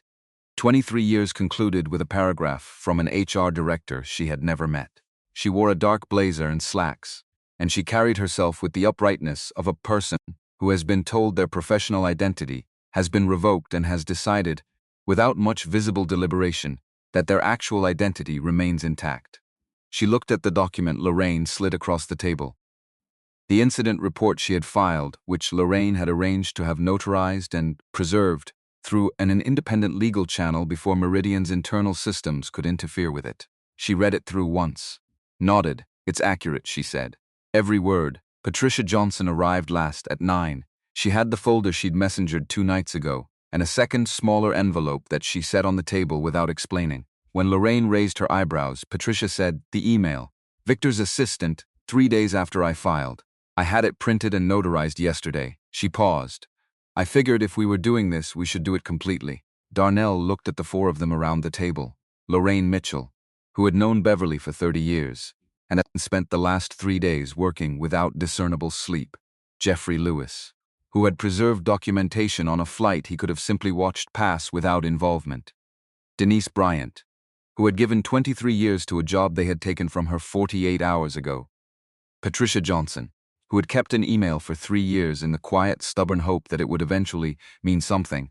None of them had anything to gain from being here except the outcome. I want to say something, he said, before we go over the presentation. They looked at him. What Victor Bryant and Stephanie Harris did to Patricia and to the other people in those files. That was done inside a company I own.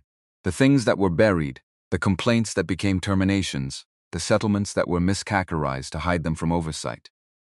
All of that happened in a place with my name attached to it. He held the table with both hands, not leaning, just touching it. The physical habit of a man grounding himself in something solid. I am not going to stand in front of 500 people tonight and pretend that my ownership is only relevant when the news is good. 75% means I share in what this company produces. All of it. The room was quiet. Patricia looked at her hands, then at him. The same careful look she had given him in the Madison conference room, The look that was not yet trust but was something that could become it given sufficient evidence. She was looking for evidence. He understood that. He intended to provide it. "Tonight isn't about the plane," he said. The plane was the thing that made it impossible to ignore what was already there. "But what we're doing tonight is about Patricia, and the 5 other people whose names are in these folders, and whoever else is still at that company right now, working in conditions where speaking up means being destroyed." Nobody responded with words.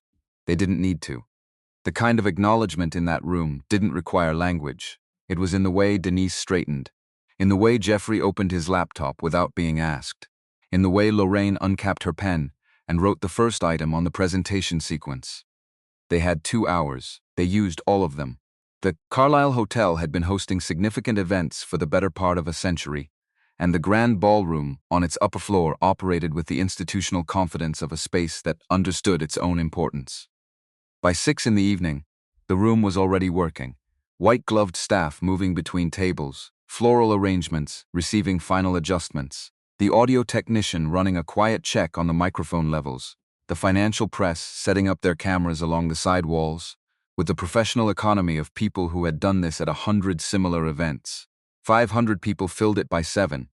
The tables were round, 10 to a table, the seating arranged with the calculated social geometry that characterized events where relationships were being managed as carefully as the canapes. Board members in the first 3 rows, institutional investors clustered by affiliation, senior executives in a middle ring that positioned them as important enough to be close but not so close as to be confused with decision-makers. Victor Bryant stood near the stage at 6:55, speaking with 2 board members. He wore the black suit that Darnell had seen him in at significant company moments for 16 years. And he wore it with the ease of a man who was comfortable in the setting, comfortable in the role, comfortable in what was about to happen. He had spent the past 12 hours making sure the next 2 hours would go a certain way, and the specific relaxation in his posture was the relaxation of someone who believed his preparation was sufficient. He had not confirmed that Darnell had been turned away at the main entrance. His security contact had texted at 6:40. "Cooper not on arrival list. Staff at main entrance confirmed." He had read that message and returned to his conversation. What he had not been told was that Darnell was already in the building, had been in the building since 6:20, having come through the service corridor on 61st Street, through the kitchen level, up the back elevator to the ballroom level, and into the side corridor that ran parallel to the main room. Lorraine beside him, Jeffrey behind her.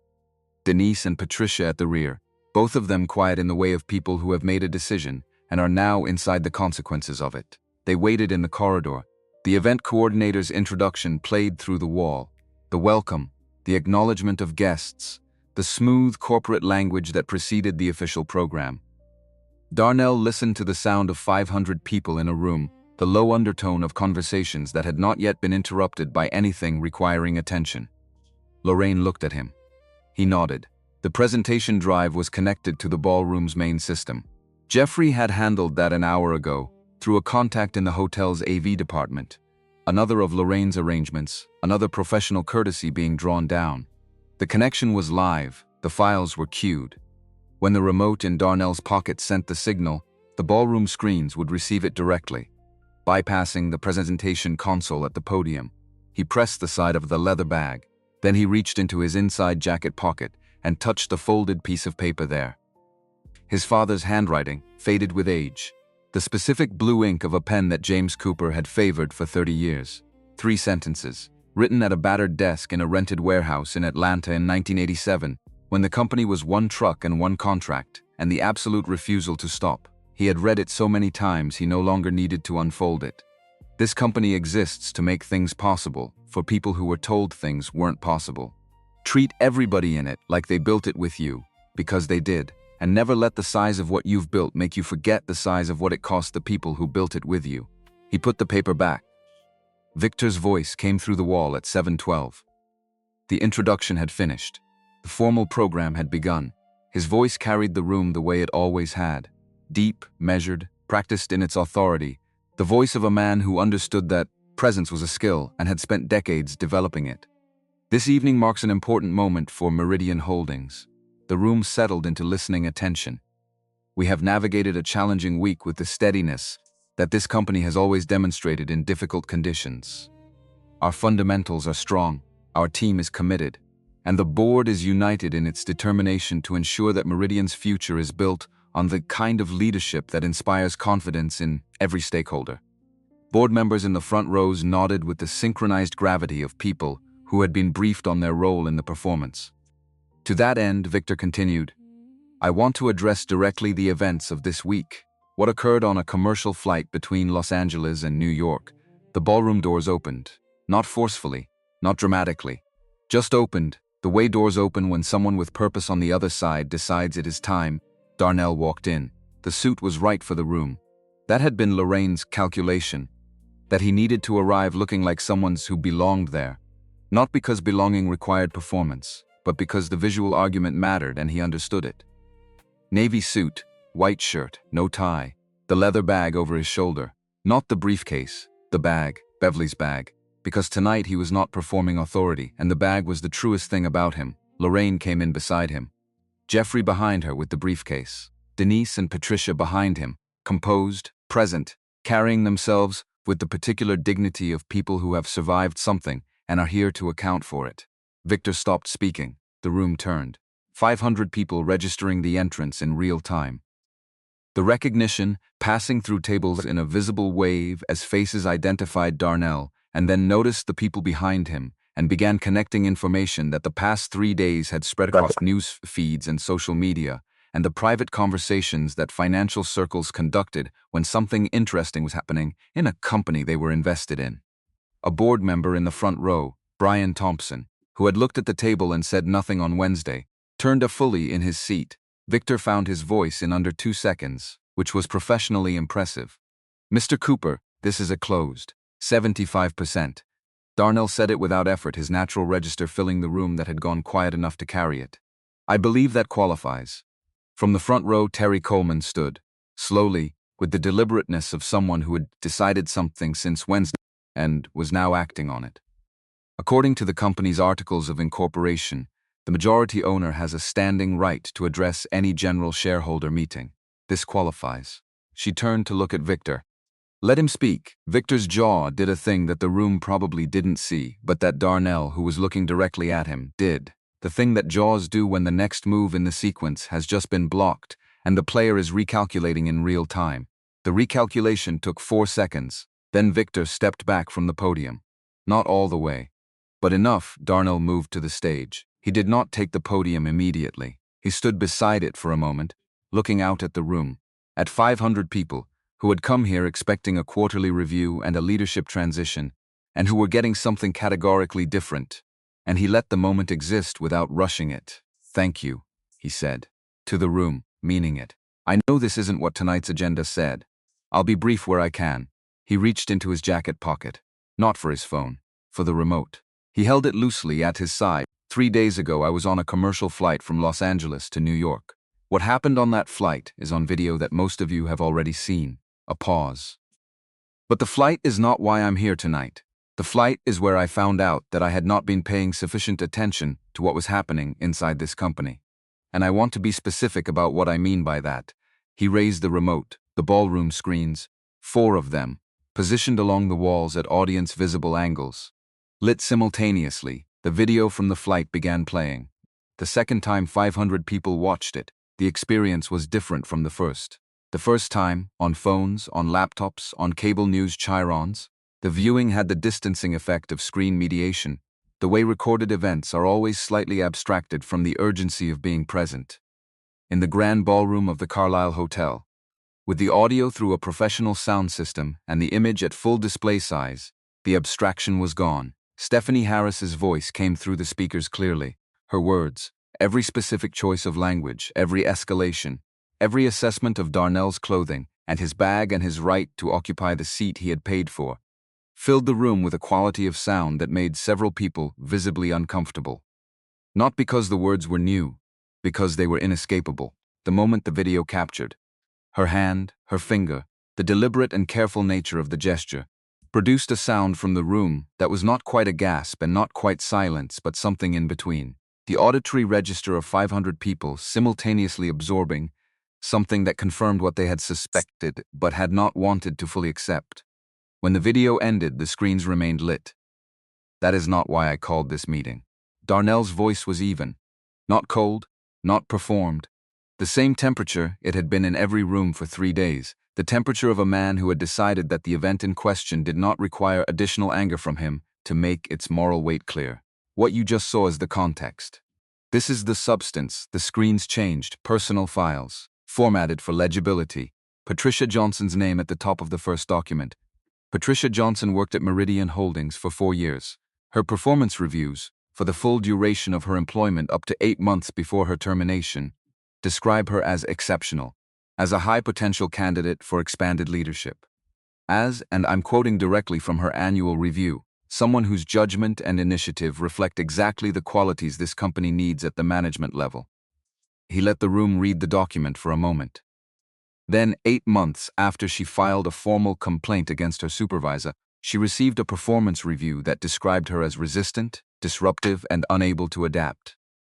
The incidents cited as evidence include 2 meetings that Patricia's own calendar confirms she was not invited to attend. A sound from the room, harder to describe than the previous sound.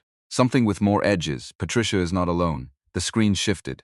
5 other complaints. 5 other employees. The same pattern. Complaint filed. Complaint routed to HR. Complaint resolved. Employee managed out. Settlement offered. Settlement accepted, because the alternative was a legal fight against a company with more resources and more lawyers than any of these individuals had access to.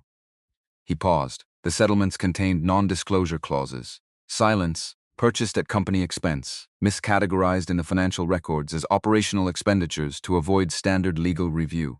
Another pause. That is fraud. The word landed in the room, the way words land when the room has been building toward them for a while without knowing it. From the front row, a major institutional investor, a man who had been holding a pen and had, Darnell noticed, stopped writing with it at some point during the video and had not resumed, said something to the person beside him. The words were inaudible. The expression on his face was not. Victor moved. He came from the side of the stage with the smooth urgency of someone who had prepared a response to this moment. "What you're seeing," he said, his voice finding its carrying capacity, "is a presentation assembled from documents that were obtained through improper channels and taken out of context by someone who owns 75% of the company. Same temperature, and who therefore has full legal access to every document you just saw on those screens. The board has voted, Darnell said, based on fabricated evidence." He looked at Victor directly. "Emails were released to the press 2 days ago with my signature on them. I did not write those emails. The metadata on those documents, which federal cybersecurity attorneys have already examined, shows they were created 36 hours ago on a device registered to Meridian Holdings' internal IT infrastructure." A pause. "Would you like to discuss that?" Victor's expression did the thing that expressions do when the planned sequence has collapsed, and there is no prepared response for where things have actually arrived. The second set of screens came alive. Jeffrey Lewis walked to the podium. He moved with the unhurried precision that had characterized everything he'd done since the flight. He connected his laptop, pulled up the audio file interface, looked at the room once, and pressed play. Victor Bryant's voice came through the speakers. The first sentence was enough. Just the first one, the instruction, given at a baggage carousel at JFK on a Sunday evening, clear and specific, naming Denise Bryant by name, describing the action to be taken, explaining the reason it needed to happen, before she could file anything official. 500 people heard Victor Bryant's voice giving that instruction, and the room underwent a change that was almost physical. A collective shift in understanding that had nothing to do with being told what to think, and everything to do with being shown what was true. The audio continued. 31 seconds. Long enough. More than enough. When it ended, the room was a different room than it had been when it began. Victor stood at the edge of the stage. He had stopped moving. He was looking at the floor, which was the first time Darnell had seen him look at the floor, and the sight of it, the man who had always known which direction to face, was one of the more honest things Darnell had witnessed in 3 days. From the main ballroom doors, 3 people entered. They moved with the economy of purpose that distinguished them immediately from the event guests. Not aggressive, not theatrical, the simple and undeniable efficiency of people who were here to do a specific thing and were doing it. The lead agent reached the stage in 12 steps. Victor Bryant. The voice carried the room without effort. Federal Bureau of Investigation. You're under arrest for conspiracy to obstruct justice, financial fraud, and witness intimidation. A pause that had no drama in it, just the administrative calm of a process being executed correctly. Please step down from the stage. The sound that went through the ballroom was not like any of the previous sounds. It was the sound of 500 people processing something they were watching in real time, that they would be describing to other people for the rest of their lives. Not chaos, not shouting. A collective, stunned attention. The full concentration of a room that understood it was present at something that would matter beyond this evening. Victor looked at Darnell. The look lasted 3 seconds. There was something in it that was not the look of a man who had been caught. It was older than that, more complicated. The look of a man who had understood, somewhere in the middle distance of the past 3 days, that the sequence he had set in motion had led here, and who was now present at the destination without the resources to be anywhere else. He stepped down from the stage. The handcuffs were applied with the quiet efficiency that federal agents bring to the action. No performance, no commentary. The simple procedural conclusion of something that had been building since before the gala began. The room watched him walk toward the doors. No one applauded. That wasn't the right response, and the room seemed to understand that. Some things are not occasions for applause. Some things require a different kind of witness, the kind that is simply present and remembers, and carries what it has seen. Stephanie Harris had been in the room since 6:45. She had arrived, as she always arrived at company events, with the composed precision of someone who controlled her entrance the way she controlled most things, timing it for impact, positioning herself where she could be seen by the people she needed to see her, wearing the kind of expression that communicated serene authority. The evening had not gone the direction of serene authority. She was still standing near her table when the federal agents led Victor through the door. She had not moved during the presentation, had not attempted to leave. Whether that was calculation, recognizing that leaving would be worse, or something else, some simpler inability to process the velocity of what had happened, was not clear from the outside. She looked at Darnell as he descended from the stage. He walked toward her table because she was between him and the path he was taking, and because there was no reason to avoid the moment. He did not rehearse what he was going to say. He had not rehearsed it the night before either, because there had been nothing to rehearse. Whatever was going to be said would be said as it came, with the same directness that had gotten him through the rest of it. She spoke first, Darnell. Her voice was smaller than it had been at any point in the previous 3 days. Not performing smaller, actually smaller. The voice of someone who has been standing in wind for a long time and has run out of the internal resource that makes standing in wind possible. I need you to understand. I never meant for it to become. I know what you meant it to become. Not harshly, accurately. You meant for it to be managed. Quietly. The way everything before it was managed quietly. Patricia and the others. You didn't set out to destroy those people specifically. You set out to protect your position, and they happened to be in the way, and the system around you had enough machinery to make their removal look like something else. She pressed her lips together. It wasn't disagreement, it was recognition. I'm sorry, she said, for the plane, for what I said, for Mrs. Harris. The 2 words were not cruel, they were precise. You're not sorry for what you did. You're sorry that I mattered more than you thought I did. The sentence went into the space between them and did not come back. He held her look for a moment longer, not to punish her with it. But because she had been, until this week, a person who moved through consequences, she had caused without ever being required to remain present inside them. And the least he could do was require her to stand in this one for 3 seconds. Then he moved past her. He found Lorraine near the side of the room.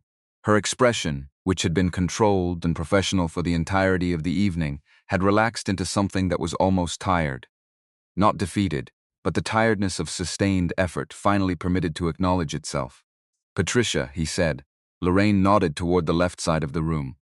Patricia Johnson was standing near the far wall, still holding her folder, though there had been nothing more for it to do tonight. She was watching the room recalibrate around the event that had just occurred. Board members in conversation, investors on their phones, the financial press doing what the financial press did when something significant happened in a room they were already in. He crossed the room to her. She watched him come. You should have been here, he said when he reached her. Not outside the company. not managing around it. Inside it, doing the work you're good at, in the conditions you're owed. She looked at him, the careful look, the assessing look, then. I have a question, go ahead. 3 years. You owned 75% of this company for all 3 of those years. The files were there. The complaints were there. She wasn't asking it as an accusation. She was asking it as a real question, the kind that requires a real answer. Why did it take a video on a flight to make you look? The room continued its motion around them. The financial press was packing up cameras. Board members were doing the specific kind of clustering that indicated emergency consultation. From somewhere near the entrance, he could hear the ambient noise of the story becoming what it would be in the morning. Journalists on phones, data being transmitted. The world outside the Carlisle beginning to learn what the world inside it had just absorbed. He looked at Patricia, because I trusted a structure without verifying that the structure served the people it was supposed to serve. He said it without softening.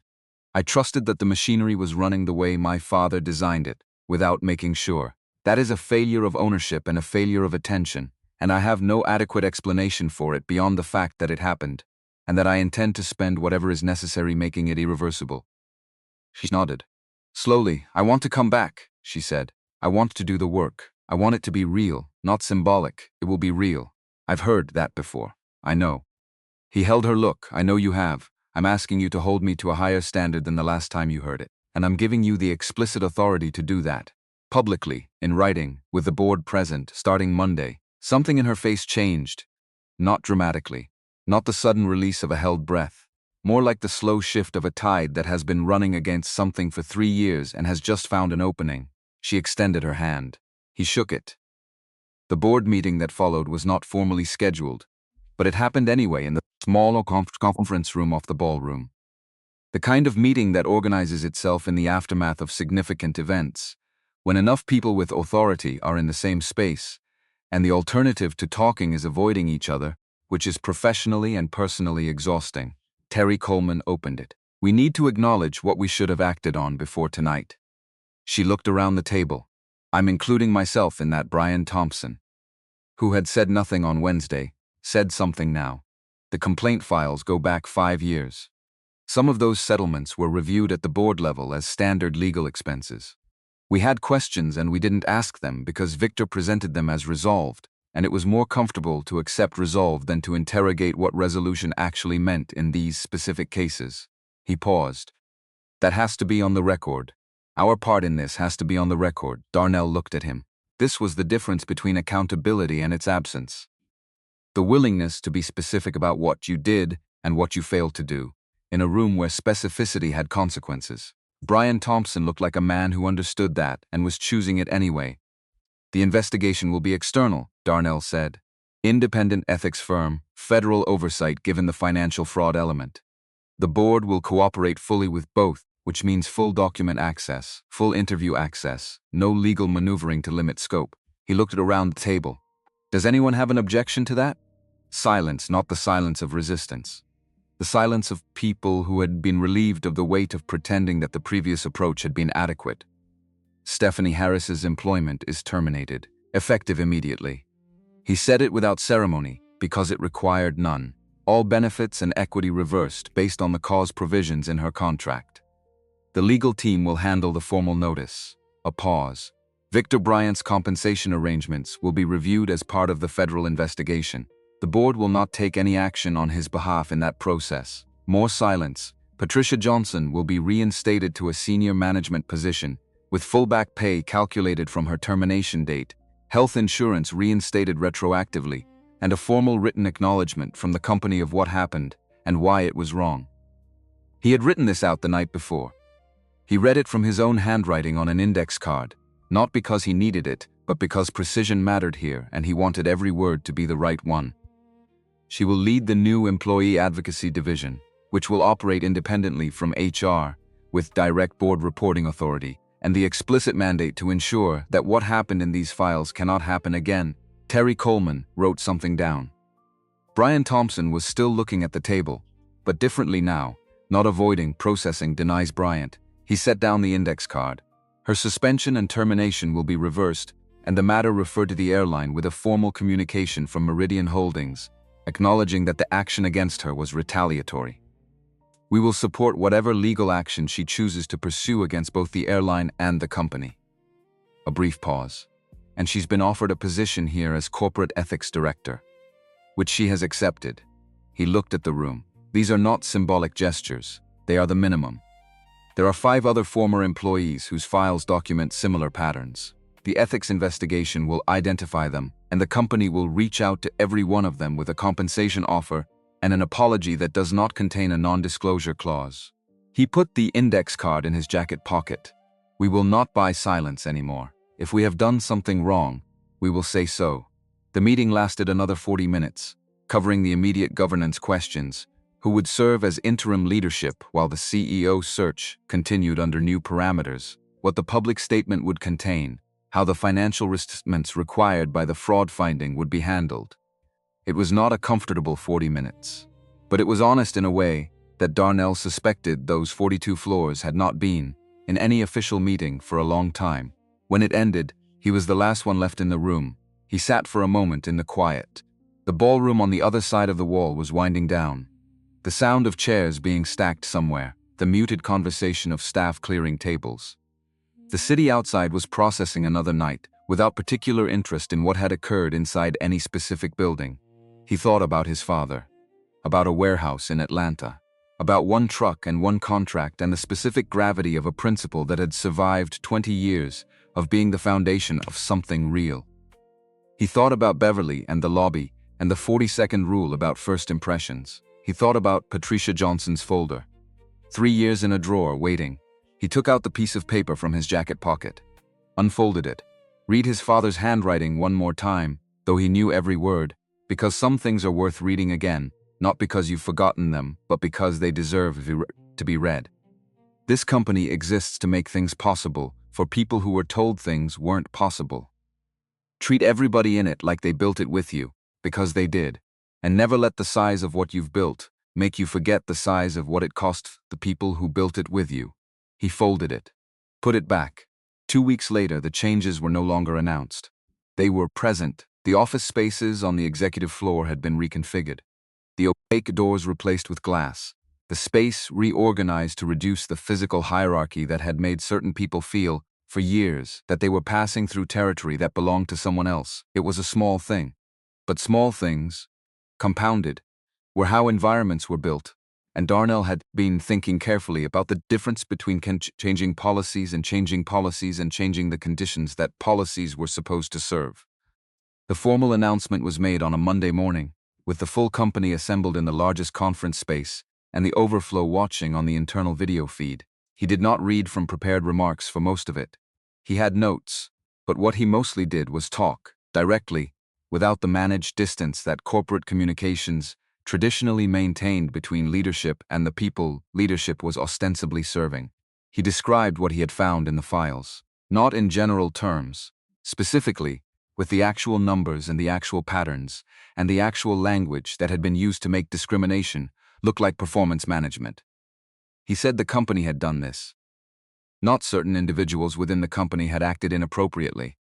The company, under his ownership, with his implicit permission expressed through years of not looking closely enough. The room was very quiet. He announced the external investigation. The Victim Compensation Fund. Every former employee affected by the documented pattern would be contacted, offered full financial restitution, and given the opportunity to return if they chose to, with no non-disclosure requirement attached to any part of the offer. The new independent complaint process. The removal of all settlement clause language that had previously purchased silence instead of addressing problems. He announced Patricia Johnson's reinstatement and her new role. She was standing near the left wall. When he said her name, she did not look at the people around her. She looked at him. Her expression was the first fully open thing he had seen from her. Not the careful assessment of the Madison Hotel, not the quiet determination of the Carlyle, but something that had space in it. Some quality of room that a person's face gets when weight has been set down, after it has been carried for a very long time. He looked back at her long enough for the acknowledgement to be complete. He announced Denise Bryant's appointment. Denise, in the back of the room, stood straighter in a way that had nothing to do with posture, and everything to do with what posture expresses when a person's professional dignity has been restored by something more than words. When the announcements concluded, he said one more thing. He had written it down the night before and then thrown the paper away because he didn't need the paper, he just needed it to be true. This company was built by my father for a specific reason. Not to grow, not to generate returns. Those things were consequences. The reason was simpler: to create a place where doing good work was enough, where what you could do mattered more than anything else about you. He looked at the room, all of it, the people close enough to see his face, and the people watching on a screen in another building, and the people who would read about this afterward. We lost that. I don't fully know when. But I know it happened while I was the majority owner, which makes it mine to address. That's what today is. Not a PR statement, not crisis management. The beginning of what this place should always have been. He stepped back from the podium. The room did not explode into applause. Some people clapped, but not everyone, and the ones who didn't weren't being ungracious. They were sitting with it, holding it, doing the private work of deciding whether to believe it. He respected that, more than the applause. He had not come here to perform anything. He had come here to say the true thing as clearly as he knew how, and to then spend the following months making it verifiable. Lax. 3 weeks after the Carlisle, the morning had the same quality as the first morning of this story. The fluorescent buzz, the pre-dawn stillness, the coffee cart, and the patient crowds.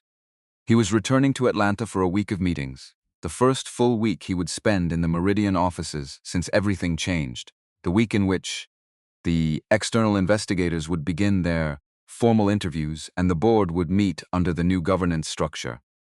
And Patricia Johnson would chair her first employee advocacy committee session. He stood in the check-in line. Flannel shirt, khaki, the leather bag on his left shoulder, not the briefcase today, no particular documents to carry. Just the bag and what it contained, which was the same as it had always contained. The practical things a person needed to move through airports, and the cedar sachets in the side pocket, and the implicit weight of the person who had chosen the bag in the first place. He did not use the priority line, the attendant at the counter. Different person than 3 weeks ago, different face but the same early morning economy of motion. Processed his boarding pass and confirmed his seat without incident. He thanked her by name. At the gate, he found a seat and sat with his coffee and did not check his phone. Around him, the ordinary choreography of air travel proceeded. People settled into waiting positions.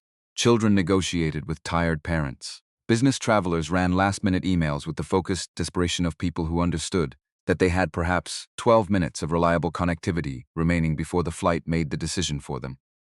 The gate agent called boarding. He gathered his bag and joined the line. On the jetway, a man ahead of him turned, clocked Darnell's face, processed something in his expression.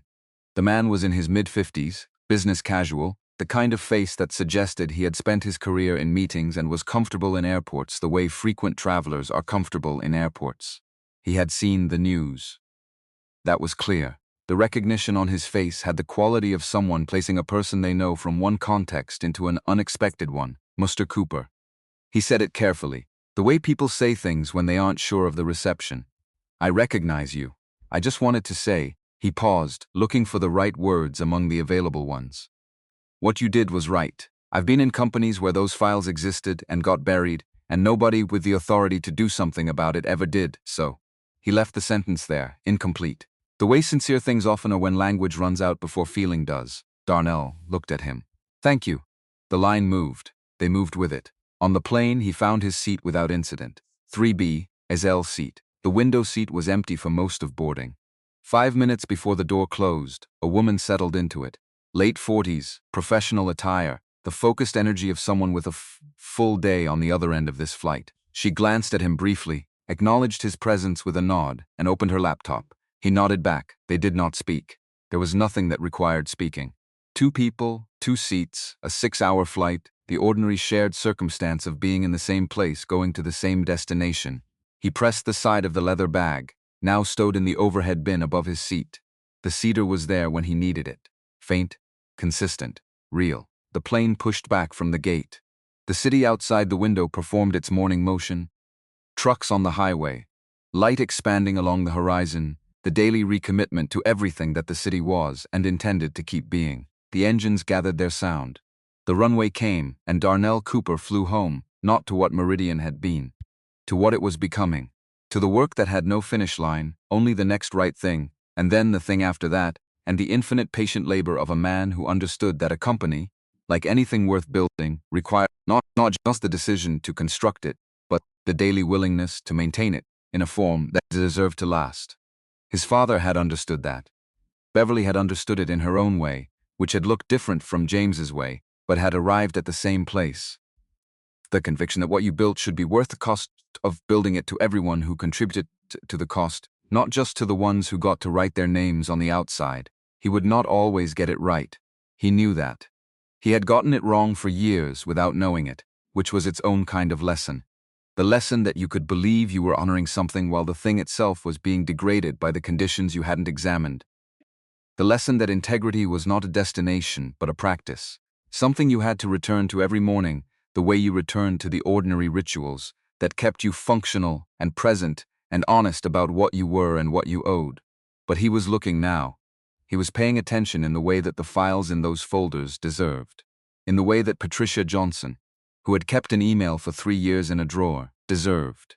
In the way that Denise Bryant, who had straightened up in a room when her professional dignity was restored, deserved. In the way that every person who had ever walked into a building with his father's name on it and done the work that kept it running deserved to have someone at the top of that building who understood what their contribution had actually cost them and what it was therefore actually worth. The plane climbed above the cloud layer, and the Pacific opened below in the morning light, vast and silver, and completely without memory of everything that had happened in the past 3 weeks.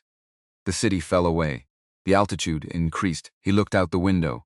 He thought about his father in the warehouse, about the first contract, about the principle written in blue ink on a yellowed piece of paper that he had been carrying in his jacket pocket for 20 years, through every negotiation and every board meeting and every flight between Atlanta and everywhere else, not as a reminder of where he came from, but as a compass oriented toward where he was going. Never let the size of what you've built make you forget the size of what it cost the people who built it with you. He had forgotten. He had let the size of the thing convince him that the machinery of it was running correctly, simply because it was running. He had learned, at considerable cost to people who had deserved better from him, that the absence of visible failure is not the same as the presence of health. He would not forget again.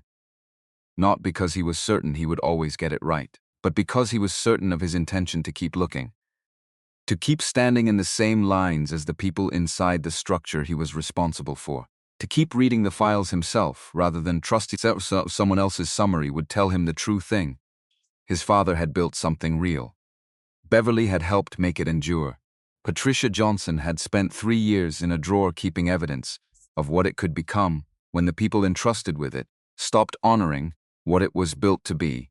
Darnell Cooper intended to give that evidence somewhere worth going. The clouds were white and enormous below him, an unbroken field stretching to every horizon, and the sky above was the specific blue that only exists at altitude, clean and deep and impossible to hold on to, beautiful precisely because it required nothing from him except to be present in it. He was present. That was enough for now. That was, in fact, everything.